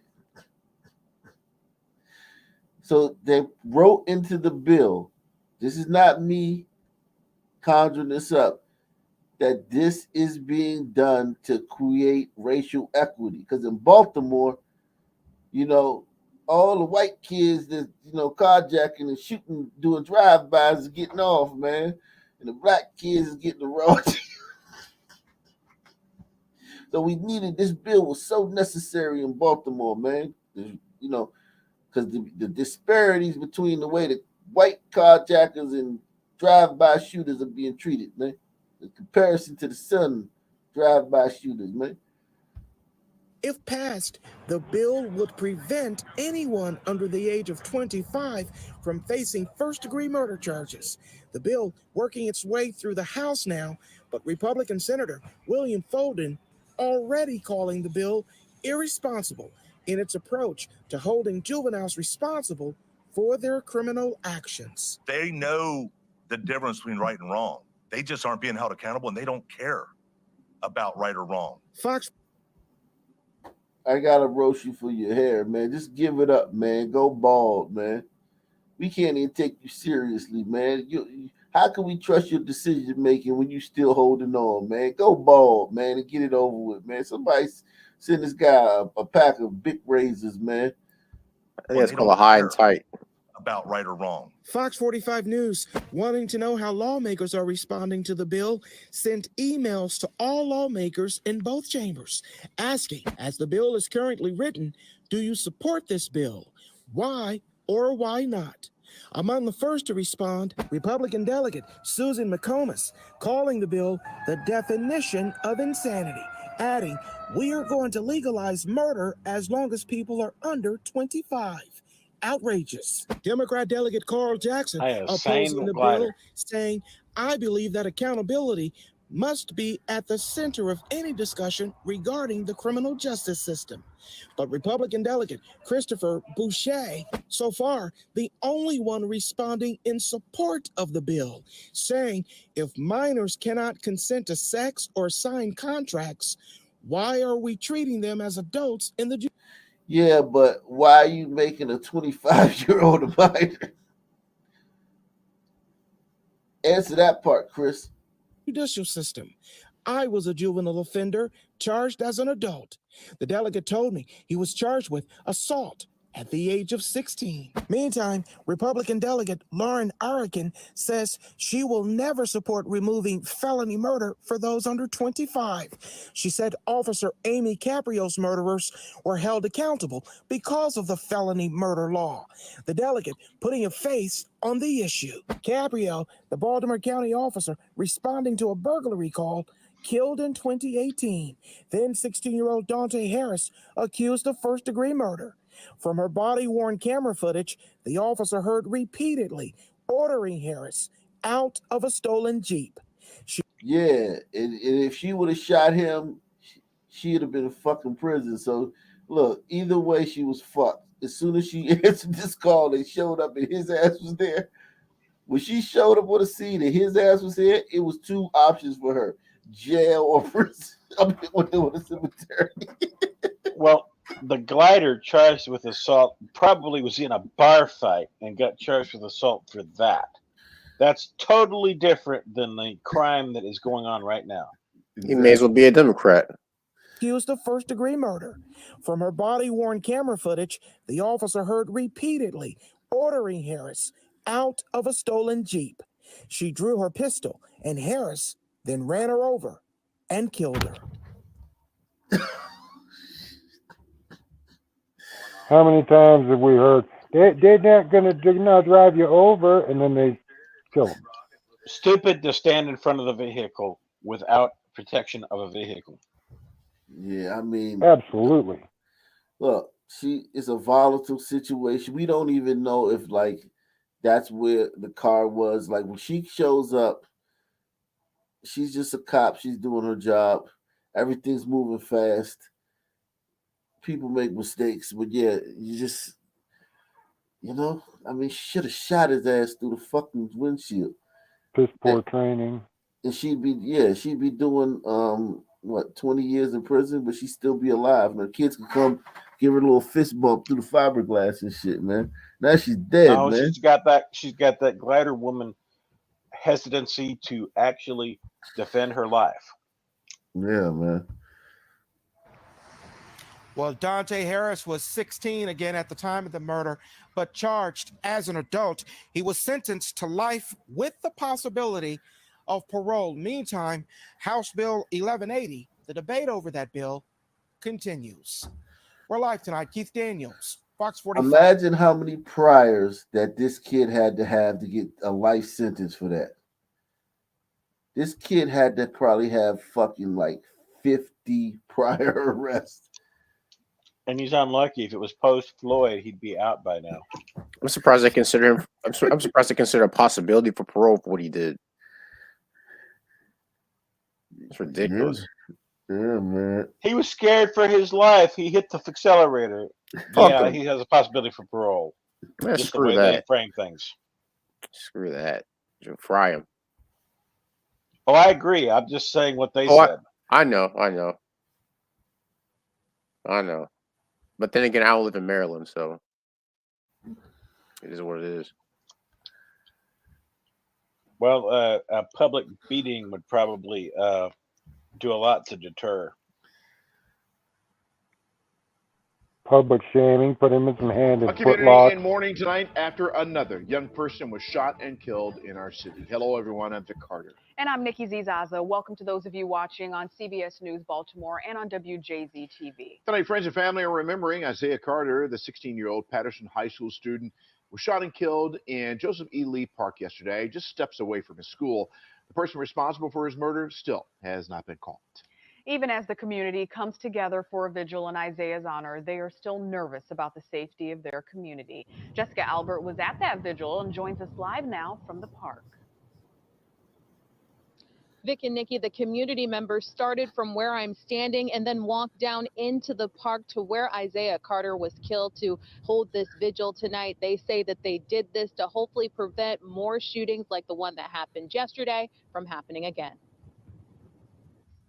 Members of the Bayview Community Association are walking in honor of 16-year-old Isaiah Carter, the Patterson High School student shot in Joseph E. Lee Park shortly before school let out on Monday. Investigators say other students were around at the time, but they and the gunman ran away from the scene. Classes were canceled at Patterson Tuesday. Grief counselors. Wait, nobody stayed to put pressure on his wound? I don't believe it, man. Park shortly before school let out on Monday. Investigators say other students were around at the time, but they and the gunman ran away from the scene. Classes were canceled at Patterson Tuesday. Grief counselors were there for students who needed them. The shooting has rocked the Bayview community. Our children, they don't feel safe anymore. I mean, kids are scared to go to school. Community association members say the neighborhood is usually quiet and that they've spoken to city leaders about their concerns about crime in the area. They're hoping this walk will not only honor Isaiah, but send the message that violence will not be tolerated here. To make sure that this doesn't happen again, this is one of the safest neighborhoods in Baltimore, and we do not want to feel threat. So that's one of the safest neighborhoods in Baltimore. Yikes. So I had a thought. If you did bring back the stocks for some people, would you have protests or would you have people up there literally beating them to death in the stock? Because they would have, people come up and slap people. They would have people come up, throw fruit at people when they were in the stocks. What would Blackistan do with people in the stocks? It depends on who it was. If it was a degenerate piece of shit, they protest. If it was a good guy, they would give a fuck. It's the same thing would happen. White people wouldn't even walk down the street where the stocks were because they'd be accused of racist for not doing anything. Look at this white guy just walking past. You're always expected to do the right thing. So I would just say white people just don't even walk down the street where the stocks are. Let's see, man. Let's do DC, man. Let's go down the line, man. DC, man.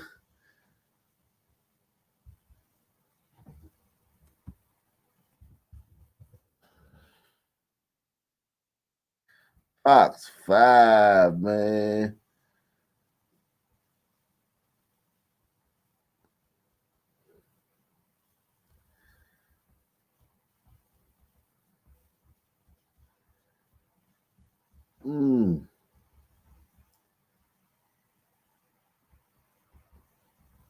Wow. What the fuck?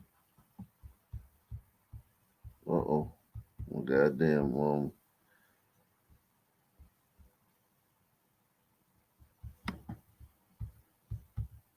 My damn mouse and shit acting crazy, man.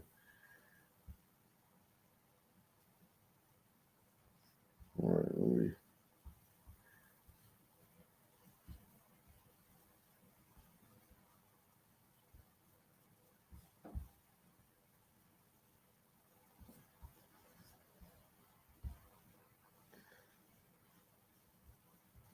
Damn, ain't nothing going on in DC. DC kind of quiet right now, man. DC's kind of quiet.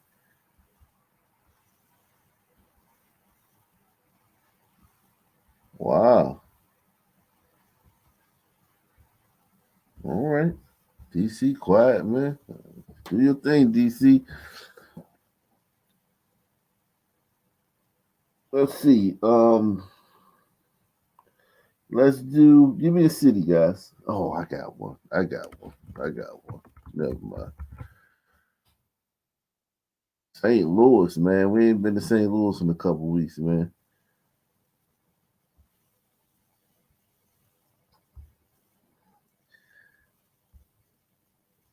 Officials are warning Americans that traveling to certain parts of Mexico is still too risky. And the warning comes after a road trip to Mexico for cosmetic surgery ended with 2 Americans dead and 2 others found alive near the U.S.-Mexico border. Contact 2's Mike Colombo has more on the advice for travelers. We do also remind Americans about the existing travel guidance when it comes to this particular part of Mexico. The travel advisory for Tamaulipas State remains at level 4. Do not travel.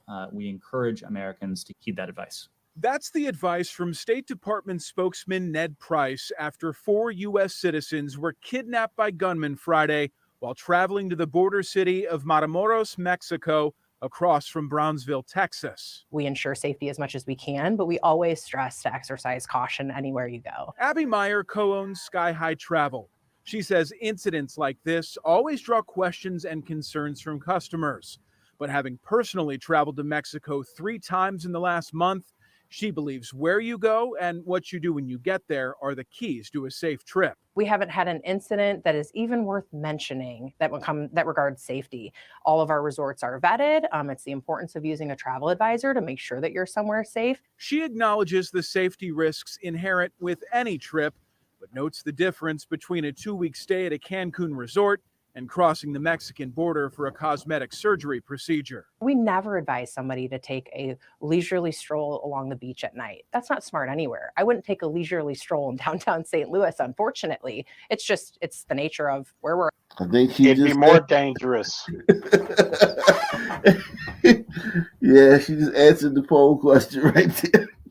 at today. Meyer says travelers should use care and context when deciding their next destination. People outside of the United States are advised that when they come to the U.S. to stay away from highly populated areas. I don't know when the last time you went to a concert was, Mike, but I mean, Cardinals games, we don't think twice about it. But yet the rest of the world is advised against doing that in the U.S. So it's all perspective. If at any time you don't feel comfortable, as much as we advise and try and help clients to feel comfortable, you don't have to go at the end of the day. That's a personal choice. Well, what the hell do they mean by highly populated areas? You wouldn't even be able to go anywhere. They talk about wherever suns are, man. Wherever suns are. Wherever there are suns, stay away. Stay away if there's suns there, man. So, this attention to the area and we need to save that. That is only something that is applied in the case of suns. If you're a glider and you get kidnapped, you won't get the time of day from any of these guys. I know that. It's happened for hundreds of years over there. Certainly for decades. If you're an American, that's one of the safest things you can do is kidnap an American abroad. Yeah. Shootout in Soulard is sparking new concerns about crime in the neighborhood. Fox News' Stephanie Rothman has reaction from longtime business owners about the threat to safety as they call on the police and the city to do more.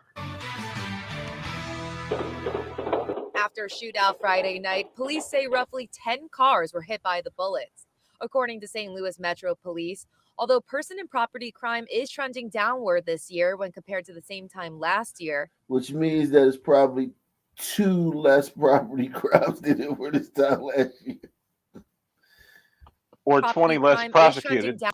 Yeah, exactly. They're fucking bullshit numbers. Although person and property crime is trending downward this year when compared to the same time last year, many residents and business owners say gunfire and break-ins are rampant.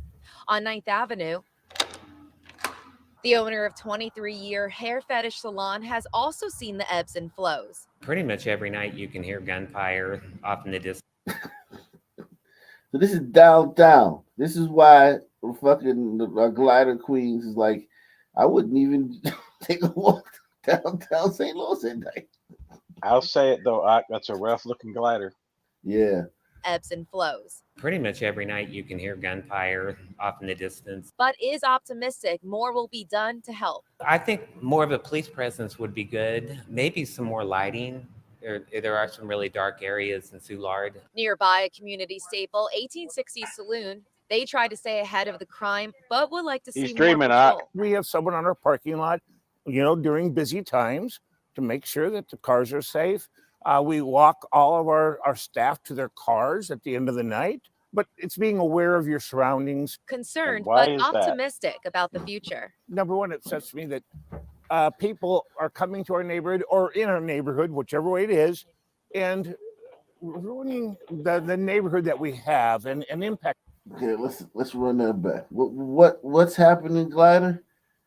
People are coming to our neighborhood or in our neighborhood, whichever way it is, and ruining the neighborhood that we have and impacting the neighborhood. And that's not right. It's just a great neighborhood. A spokesperson from St. Louis Metro Police said in a statement, quote, "The 3rd District regularly meets with Soulard residents at community meetings to address any issues that arise in the neighborhood.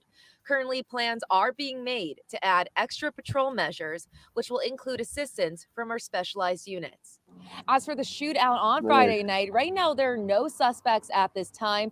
That's why police encourage anyone with information to reach out to them or Crime Stoppers, where you can always remain anonymous. We have their number up on your screen and on our website. That's fox2now.com. Reporting in Soulard, Stephanie Rothman, Fox 2 News.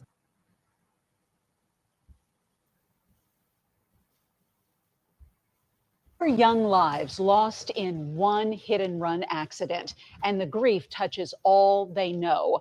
We talked to one family grieving the loss of their son and brother who was killed. Hit and runs in America are Context clues. We might as well just call it hit and son. We might as well just call it hit and sons, man. This is a son person thing in this country. I don't know. Burritos contribute maybe 20% of that. Yeah, but I mean, what I'm talking about is hit and run, not like somebody drunk going the wrong way on the highway. I'm talking about somebody hits you, you die, and they speed off into the night. On Sunday morning, and a surviving brother who was inside the SUV that flipped off an overpass. Fox 2's Patrick Clark is live at our Powers News Bureau with more on this tragic story as police search for the driver responsible. Patrick? Yeah, that's right, Mandy. Yeah, a punctured lung, a broken collarbone, a broken back, tip of his finger severed and sewed back together. Those are just a few of the injuries that Courtney McKinley suffered in that crash that sent the SUV flipping over the guardrail on its back on Forest Park. Courtney McKinley is recovering from his injuries after the Chevy Tahoe he was in was slammed into by a driver that ran a red light at 1:30 Sunday morning. In the corner, in the glance of my eye, I seen the car.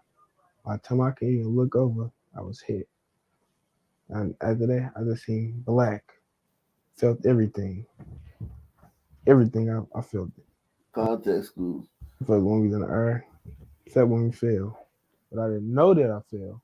I just thought, like I was just spinning or, just getting tossed around. The driver of the Chevy Impala caused the Tahoe to flip over from Grand Chevy Impala onto Forest Park. The Impala left the scene. Authorities say 8 people were in the SUV. 4 were pronounced dead at the scene. 18-year-old Brianna Johnson, 19-year-old Anthony Robinson, 19-year-old Richard Boyd, and 20-year-old Contrell McKinley. They had to walk themselves to the EMS. Broken bones, broken spine, broken ribs, collapsed lungs, broke back. They had to walk. It took. That's what you're mad about? That's what she's mad about. There was something else that happened before that, sister. Oh, never mind. They had to walk themselves to the EMS. Broken bones, broken spine, broken ribs, collapsed lungs, broke back. They had to walk. It took civilians stand by to help them. Contrell McKinley's mother, Shanta Lucius, says there was a registered gun in the car. She rushed to the scene and claims first responders stopped trying to help the victims still in the upside-down vehicle. They were so obsessed about the firearms that they found around the vehicle. And then they started searching the vehicle and not getting these kids securing the scene out of this truck. I'm screaming, that's my truck. Get those kids out of my truck. I won't waste this on nobody. Now, there is a GoFundMe page set up for Courtney McKinley, who survived that crash, and one for his brother, Contrell McKinley, who his family is very much grieving. Such a sad story, man. All those young lives, man. Yeah, but they were riding around with guns, so they were with that life. I mean, Shootout in Soulard is sparking St. Louis is new. a very dangerous city, man. I wonder why all those kids were in that SUV. Were they going to a game? Where I would love to know why it was 8, because usually you don't see 8 in an SUV unless it's something like school related or something. Or unless it's on burritos. Yeah. Hit the PayPal, Cash App, Super Chat. Support the channel, man. We going hard tonight, man. A big break in the St. Peter Schnucks parking lot shooting. Police say they not only know who did it, but they also say they have connected him to other crimes. Fox 2 investigator Chris Hayes Context clues is here with the exclusive story after digging deeper into the court documents. And Chris, they are still looking for him tonight. Mandy, impressive police cooperation along with surveillance video and fingerprints helped connect the dots for investigators. The suspected Schnucks parking lot shooter is now charged with the crime, though not yet captured. He remains wanted. Court records identify the shooter at this St. Peter Schnucks parking lot Friday as 24-year-old Tyrone Miller from O'Fallon, Illinois. Tyrone Miller, man. Give me an idea on Tyrone Miller, man. I mean, you never know, man. Police say Miller left fingerprints on the front passenger window of where he tried and failed to snatch a purse from a woman sitting in her car. Instead, he reportedly shot her in the ear with the bullet coming. Shot her in the ear. Tried to snatch her purse. Couldn't, so he shot her in the ear. Say Miller left fingerprints. Let me check that poll right quick. Pause. Okay, Cartel still up, man. Cartel up 53-47, man. Yeah, Blackistan is like being hit by lightning. As long as you avoid the areas where the lightning strikes, you have a chance of not getting struck. Cartels will come and find you if they really want to. Yeah, but the Sunman will spray into a crowd. Sunman, listen, man. Sunman is way. I don't get into crowds, Ock.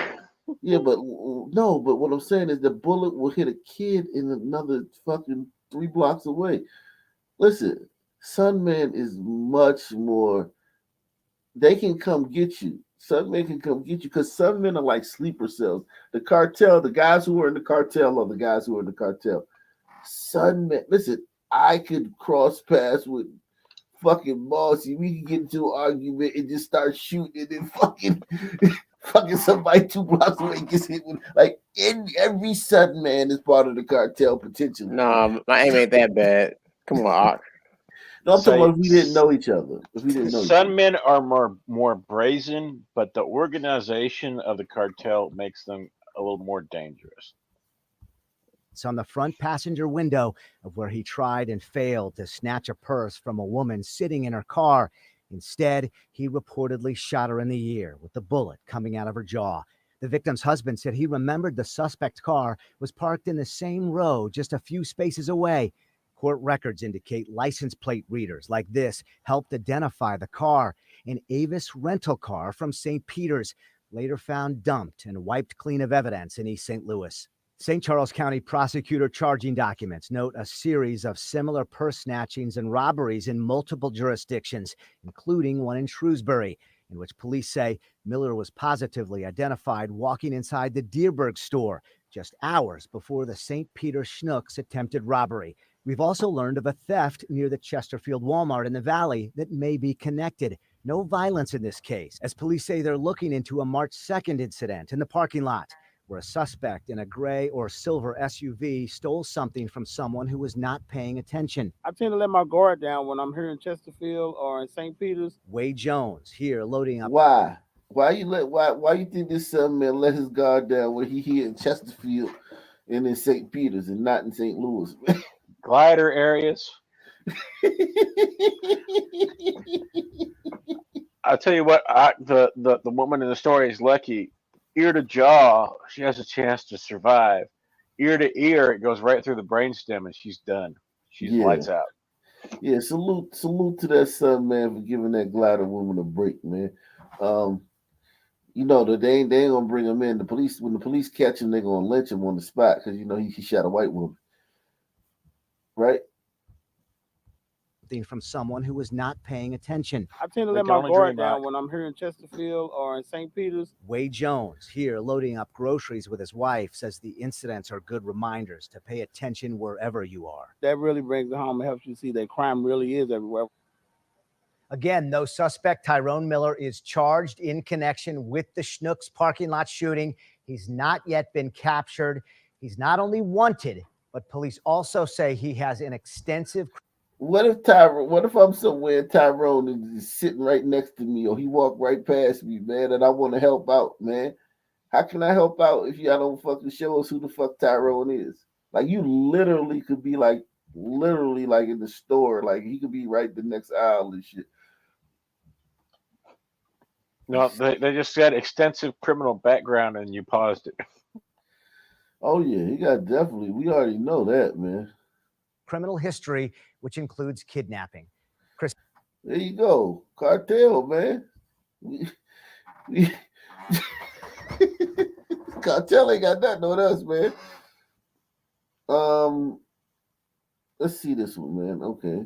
Walking free to back in handcuffs all in 1 week. A St. Louis man accused of murder is behind bars tonight. That's what led up to these tensions boiling over outside a downtown St. Louis courtroom today. Only News 4 has this video of sheriff's deputies trying to get the upset families to disperse. It is another case putting attention on Circuit Attorney Kim Gardner's office and serial bond violator Daniel Riley. Last month, Riley was out on bond when he was accused of causing a crash leading to a teen volleyball player to. You remember her, right? Everybody remembers this girl. Riley was out on bond when he was accused of causing a crash leading to a teen volleyball player to lose both of her legs. Prosecutors claim they tried to get Riley's bond revoked, but haven't shown any proof of that. Tonight, News 4's Investigates continues uncovering how Riley's case is changing how prosecutors handle bond now. News 4 investigator Susan L. Corey was in court as everything unfolded.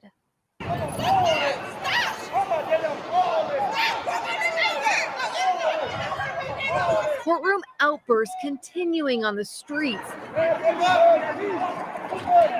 leaving sheriff's deputies rushing to stop the arguing.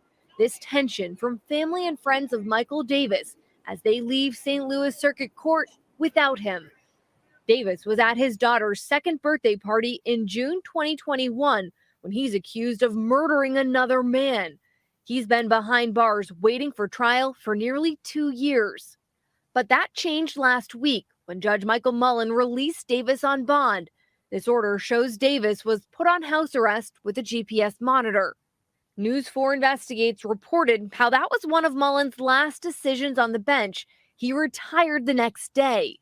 Prosecutors put their objections in writing, filing a motion to have bond reviewed the same day Davis got out.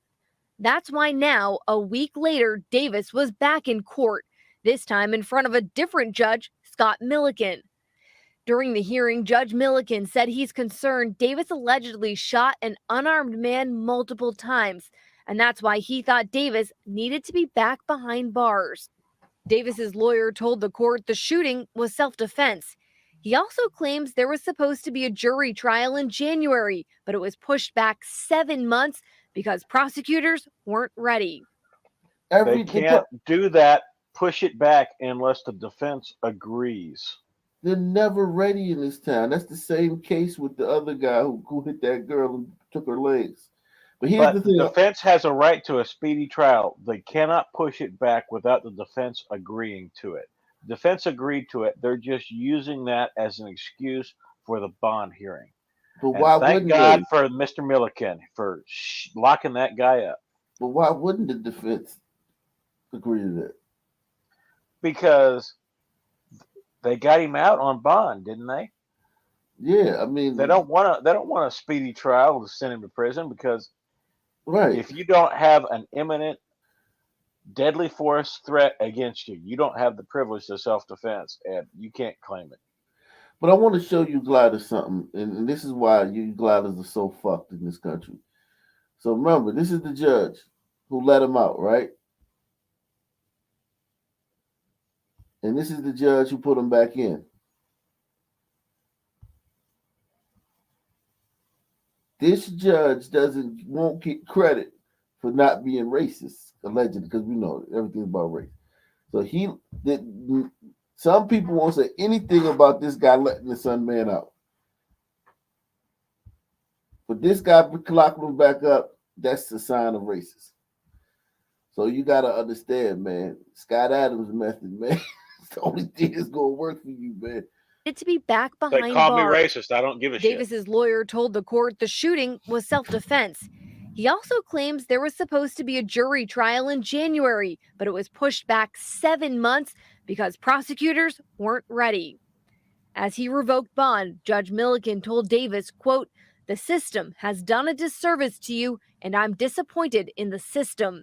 He was cut off as Davis's loved ones started yelling in court, their emotions still clear outside. His family telling News 4 Investigates off camera they believe Davis is caught in the middle as Circuit Attorney Kim Gardner's office faces increased attention. Wow. They're out here for a murderer. Look at the support you get as a fucking thug in the Sun community, man. They out there raising hell outside the courtroom, man. Let our murderer cousin back out, man. You can't fix that, man. I don't care how many fucking degrees you get, or how smart you think you are, or how whatever eureka moment, aha, you think you had. You can't fix this, man.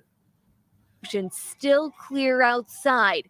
His family telling News 4 Investigates off camera they believe Davis is caught in the middle as Circuit Attorney Kim Gardner's office faces increased attention when it comes to bond. Another notable thing happening in court today, the judge called out prosecutors saying they weren't prepared. There's also allegedly video of the shooting. The prosecutor in court today admitted he hadn't seen that video, and he also didn't give it to the judge as evidence. We'll keep asking the Circuit Attorney's office about that. Susan Elcori, News 4 Investigates. Now, salute to Platinum Pig Op Nation Hall of Famer, man, coming through. He said, look like the cartels win again. Yeah, the cartels are up 53 to 47. Yeah. I still, in my personal opinion, is that the Sun Man is more dangerous. But, you know, I can accept that. I can accept defeat. Hundreds of thousands of people have visited the City Foundry and the Armory since the new venues opened. They are just some of the major developments happening in Midtown. That includes new. Look at all this stuff these gliders are building downtown, man. All this cool stuff they're building in downtown St. Louis, man. a foundry, an armory, places, and you know who's coming down there spending money. You know who's coming down there paying for parking, paying for dinner, tipping waiters and waitresses, shopping, going into boutiques and actually purchasing things, going into stores and actually purchasing things. Um, you know what I mean? Buying, pitchers of beer and bottles of wine at the bars. You know who's down there doing all that stuff, man. Well, some men actually purchase things, high-end, expensive items. They just also steal as much as they purchase. No doubt. But what I'm saying is that these places right here downtown, this stuff, it relies on people spending. Like you have to go in there and buy stuff.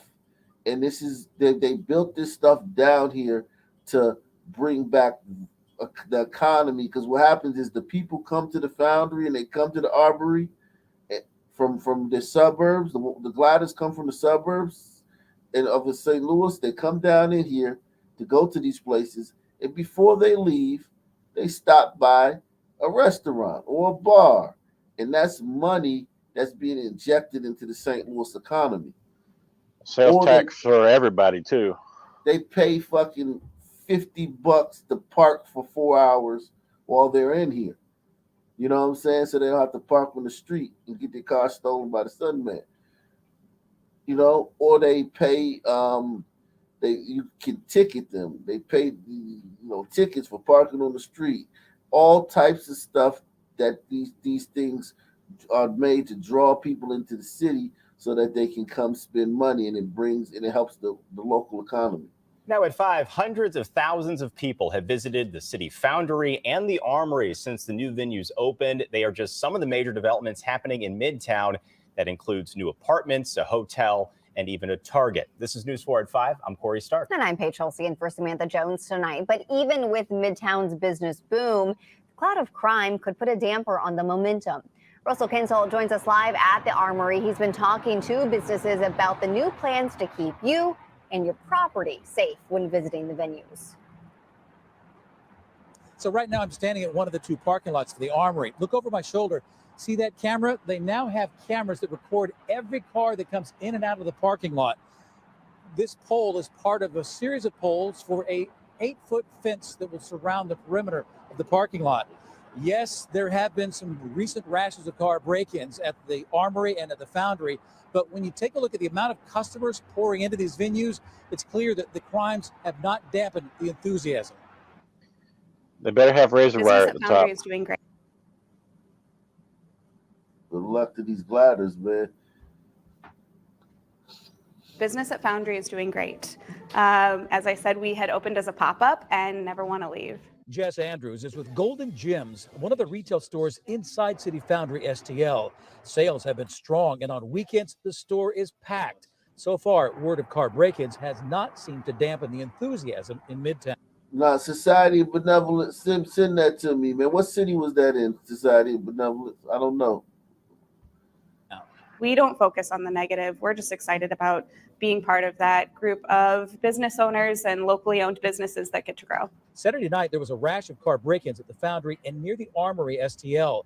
But the cars hit near the Armory sat in the nearby Goodwill parking lot, which is unsecure. Even so, the Armory is upping security. We noticed a couple incidents in early January. We tried to get as proactive as possible. Jake Miller is one of the Armory's co-owners. This week, an 8-foot fence is going up around one of the venue's 2 parking lots. Now the west and east lots will be fenced with... You see what you got to do?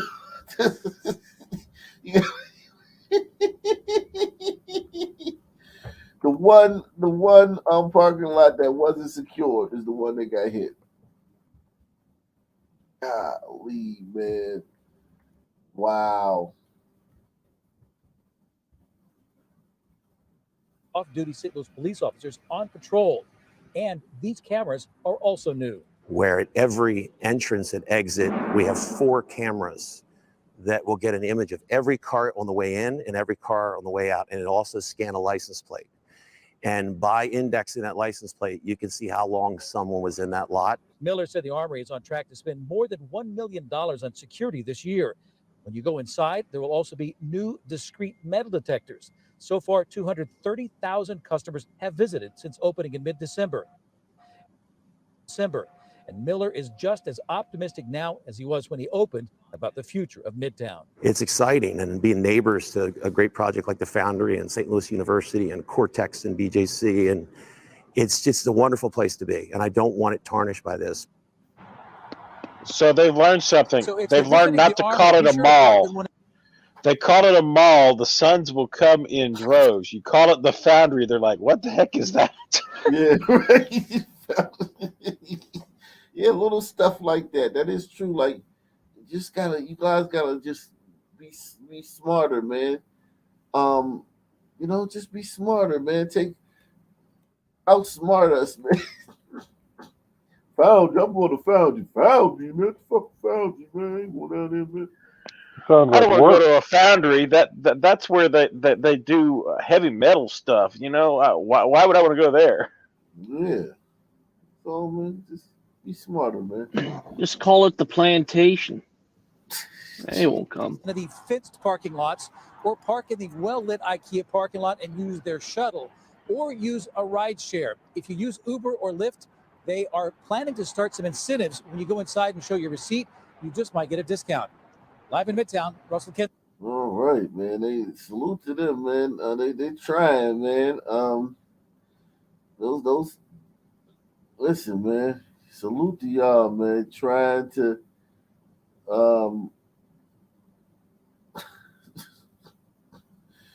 trying to do something, man. Tonight, a convenience store worker in North County caught on camera assaulting a homeless man. Witnesses tell News 4 the man was beaten because he tried to steal cookies. And right now, only the homeless man faces charges. News 4's Deion Broxton spoke to a family member who wants the worker in handcuffs.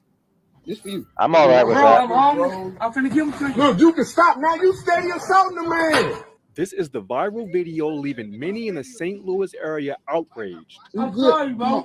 I apologize. I was wrong, bro. This video from February is from inside Crown Mart on West Florissant and Jennings Station Road.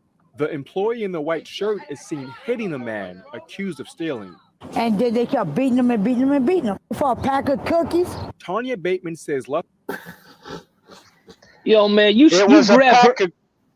It was a pack of cookies and about 50,000 cuss words thrown at the guy. Let me tell you something, man. You grab that woman's cookies, and you see what she does to you. Go ahead. She's eating a pack of cookies. She fucking kill you. Yeah. Oh, yeah, she pulls out her little 38 special out of her purse and blows you away. These people are so funny, man. That guy snapped. Obviously, that tiger snapped, man. And that guy probably comes in there and steals every day. Today it was some cookies. Yesterday it was when they say cookies, they're probably lying. It was probably like cookies, a soda, some chips, and they're probably just saying cookies so they can make it like a racial thing. Well, and he probably comes in there and messes up the bathroom every time, and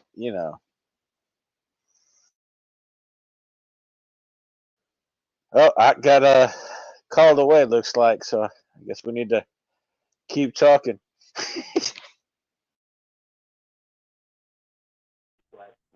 All right, go ahead. I mean, now's your time. I mean, he's away. Oh, there he's back. I'm back, man. Don't talk. Buster Dunn. And that's man. Bateman says Luster Dunn, her nephew, is the man being assaulted in the cell phone video. And then it started going viral. And now we know why. St. Louis County Police confirmed police arrested Dunn that night. Court records show he's charged with stealing, disorderly conduct, assault, and obstructing police. And that wasn't right. He the one got assaulted. Bateman says her homeless nephew should be held accountable. No, he got punished. This employee took it too far. They probably tried to throw him out of the store, and he fought. Employees at this store told her the clerk seen in this video got fired for this incident. I wanted to get the store's version of events. I went inside the store to talk to management about what happened here last month, but no one inside wanted to talk. Apologizing, I'm sorry, bro. I'm sorry, bro. You won't see me no more. Since this incident, Bateman and others are continuing to protest this store. They was wrong. I'm not saying he wasn't wrong either, but he was hungry. He was homeless.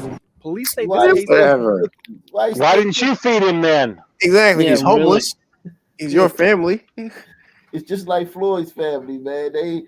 Nobody would let him use $20, and they all spending the millions they got from GoFundMe and shit. And I don't blame anybody for not talking to the media, because the minute you talk to the media, they're going to cut up whatever you say and paint you as the worst. So nope, no comment. Yeah. Yeah, let's oh my God, man. You know she ain't hungry with that fucking smile she's got. She could eat corn on the cob to her chain link fence. Dallas man is scheduled to be executed tonight for the 2009 murders of his wife and 6-year-old stepdaughter. Gary Green stabbed his wife nearly 24 times and drowned his stepdaughter, Jasmine Montgomery, in the bathtub of their Oak Cliff home. 2 other children in the home survived. Fox 4's Sean Ladd spoke to the little girl's biological father hours ago as he prepared to drive to Huntsville to watch the execution. Sean. Yeah, Heather, Ray Montgomery Jr. says he's forgiven the man who killed his baby girl and her mother. Now he uses his voice to speak to whoever he can about domestic violence and its heartbreak. I'm not glorifying the event, but I do feel like it's justice for the way that Jasmine had to die, the way that Lavita was murdered. I feel like it's finally justice. Ray Montgomery Jr.'s daughter, Jasmine, was 6 years old September 21st, 2009, when she was drowned in a bathtub. Her mother, Lavetta Armstead, stabbed to death. Jasmine's 9-year-old brother also stabbed but survived. Another child in the home threatened but unharmed. The attacker, then 39-year-old Gary Green, Jasmine's stepfather, her mother's husband. Gary Green did not agree to the annulment of his and Lavita's marriage, and so he decided, he plotted out a plan to kill all 5 of them. David Kunkel was Dallas police chief. The 2 boys were able to, we believe, talk Mr. Green out of killing them. He then left the location, according to his statements, took an overdose of medications trying to kill himself. Green was convicted and sentenced to death Bullshit. in 2010. Have you forgiven him? I forgive Gary Green. How can I be a Christian and I live a Christian life, but I don't forgive? Listen, man, that brother, listen, hey, man, whatever he got to do to make it to day, at least he's not trying to say the dude shouldn't get the death penalty. I mean, at least he's not saying, we against the death penalty and no stupid shit like that. So, I mean, You can forgive him not holding hate in your heart and still say he should face justice. Yeah, he is facing justice. I mean, that's a tough one. This guy, you can see in his face, man, he's struggling with that shit, man. Gary Green. And Montgomery does not believe Green's documented mental illness caused him to kill. I absolutely think he knew what he was doing. The way he plotted out the whole event that day.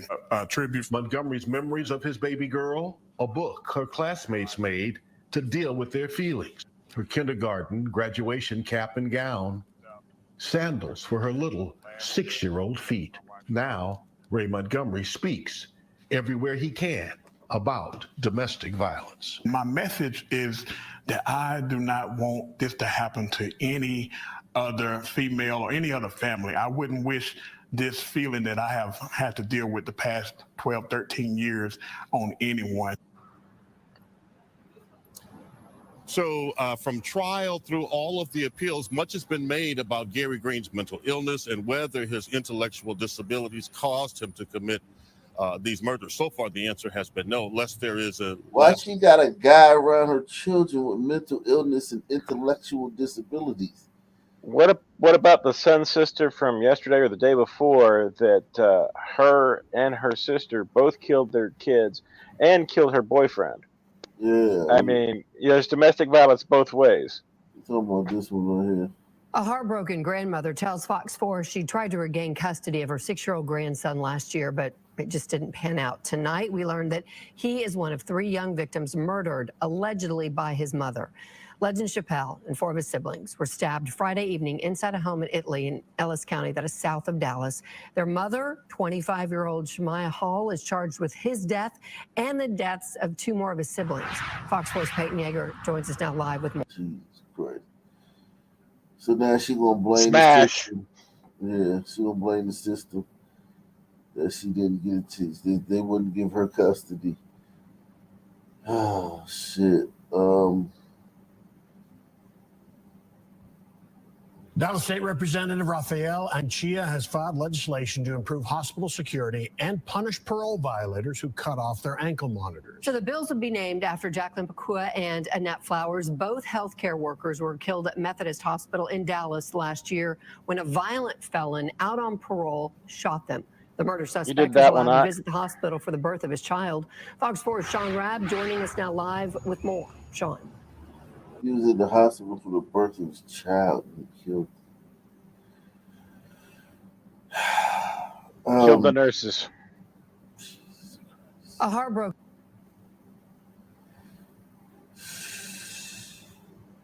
The Dallas man is. Oh yeah, let me show you this one. Let me show you this one. Okay, we'll do this one. Then I'm gonna show you the one in New York. I found the one in New York.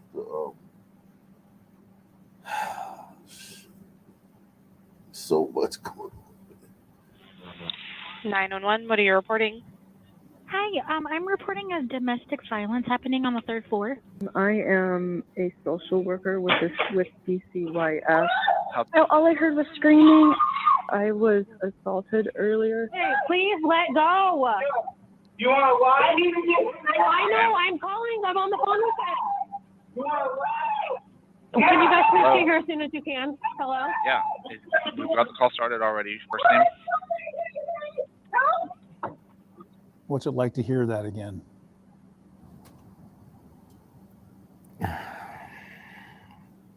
What do you think it's like to hear it? Heartbreaking. That should have never happened in the first place. Christopher Urias was a security contractor hired by the State Department of Children, Youth, and Families, DCYF. Last November, he was assigned to this Puyallup hotel. Oh yeah, facts, freshman. If the killer was white, if a white guy had like told his daughter like,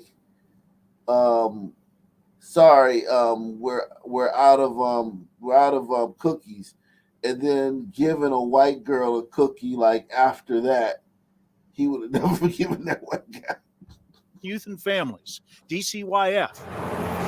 Last November, he was assigned to this Puyallup hotel to protect a DCYF social worker, Deidre Van Every. He grabbed me by my hair. He kneed and kicked me in my face. Protect her from the teenage foster child in her care. The 16-year-old is diagnosed with mental health and behavioral challenges. Started out as a verbal interaction between him and the social. This is stupid. Why was she taking the Dallas man? Context Tonight, a clues. convenience store worker. Yeah, why you taking the foster kids with fucking all these issues and shit? That's the risk. Somebody. Yeah, that's the risk you run. Like that's the risk you run. You fucking. That's the risk you run. Hey man, Caveman and rabid dog. Yeah, shit happens, man. Plus, a group of teens wreak havoc in a local restaurant, causing extensive damage. Good evening. I'm Christine Johnson. And welcome back. I'm Maurice Dubois. We begin here at 5:30 with that Queen's Seafood Restaurant Now, ransacked. here's the difference between something like this. So the cartel would do this to you if you owed the money, just as a warning, like hurry up and pay us our money, or they would do this to you if you like were operating in their area and they wanted to use your place and they were trying to scare you away before they came and killed you. Sons do this for fun. Or for insults.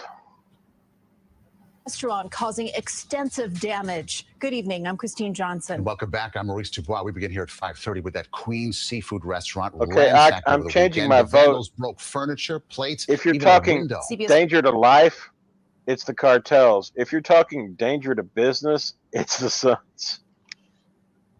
Broke furniture, plates, even a window. CBS 2's Christina Fan reports now from College Point. Utter chaos inside this Queens restaurant as a mob of masked young adults storm inside, chucking tables and chairs while customers are eating. Video of the aftermath shows bewildered staff standing over piles of shattered utensils. Now, these people posted that, like, they can't have any fucking ill will towards black people as a race when everybody who did that was probably black or some breed of. She used the wrong adjective.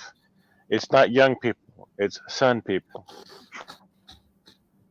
From the time they entered to the time they left, it only took a minute. They didn't say a word. We have no idea what was happening. Tony Hu is the manager of Fish Village and is still at a loss as to what motivated the attack Saturday night. He says, Tony, don't rack your brain. Don't waste a second trying to figure out what the motive was, man. Just try to fix your shop up. Try to figure out things you can do to keep them away. The motive was one of them went and did something, and then the others had to go do more just to prove themselves. Yeah, don't try to figure it out, Tony. Just like put cameras and lights everywhere and cooperate with the police. Try to get a patrol. I think they need an Ed 209. Yeah, stop man. what you're doing, or I will shoot. Yeah, they may have done it because he was Asian. Yeah, they may have done it because they figured he's not a black business and he needs to leave. Nah, they don't think like that. They could have done it because he's Asian, but not because of black business. Like, well, it's not in the spirit of like black business hood, but it's in the spirit of maybe like get the fuck out of here, but not so that another black business could come in and take his spot or nothing like that. Attack Saturday night. He says the group of vandals consisted of about 20 people. They weren't customers and offered no explanation as they started trashing the seafood restaurant. I was behind the register and was in shock. Then I ran to call 911, but by the time I got through, they were already gone. No one was physically hurt, but the property damage cost $20,000. The restaurant $20,000. Also had to comp about 30 or so customers who had their dinner interrupted. But the manager is most concerned about the long-term impact. This is a big financial loss, especially our reputation to future customers. Nobody wants to go to a place where things like this happen. So far, police have made no arrests, but they are investigating the incident as an act of criminal mischief. I was so worried they were going to harm my employees or customers, but quickly became clear they just wanted to create as much damage as possible. Hu says it's hard enough making a living in the restaurant industry without worrying about safety. He wants to get to the bottom of why his business was targeted. In College Point, Queens, Christina Fan. Salute to the Sun man, for hopefully we can get that poll. Let me look at the poll, man. Pause. It's not having any effect, man.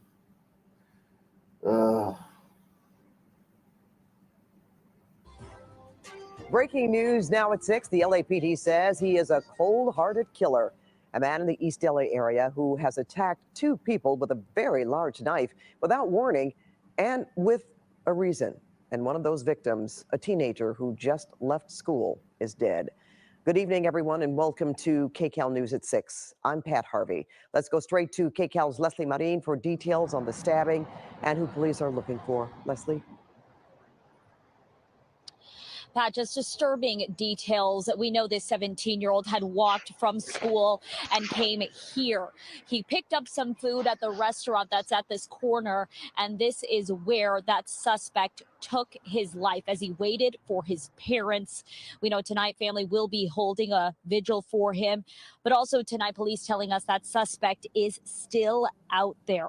Take a look at these photos from surveillance video that police released earlier this afternoon.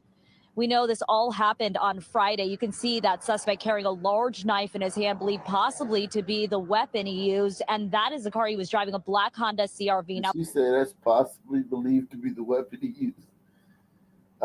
Yeah, I think so. police say just before 4 p.m. Friday, he got out of his car and stabbed that 17-year-old right near Valley Boulevard and Boca Avenue outside the King. This is like, I don't know. Is this a tiger or hombrito? I don't know. That knife is called a kukri. What is it? It's a big fucking knife. Who uses that knife? Which tigers or hombritos? It's Thailand. Where the hell that? There was a group of special forces. That they're East Indian kind of Gurkhas. There it is. Gurkhas, yeah, they're Southeast Asian. Okay, so yeah, this is he looks like a tiger. That's what I'm saying. That's a now that's where the knife is from. I don't know where the guy's stabbing is from. He could be an Just hombrito, hours he could later, be before Puerto 9 Rican. p.m., just a few blocks from here, Could be he white. stabbed another person without saying anything. That person is recovering.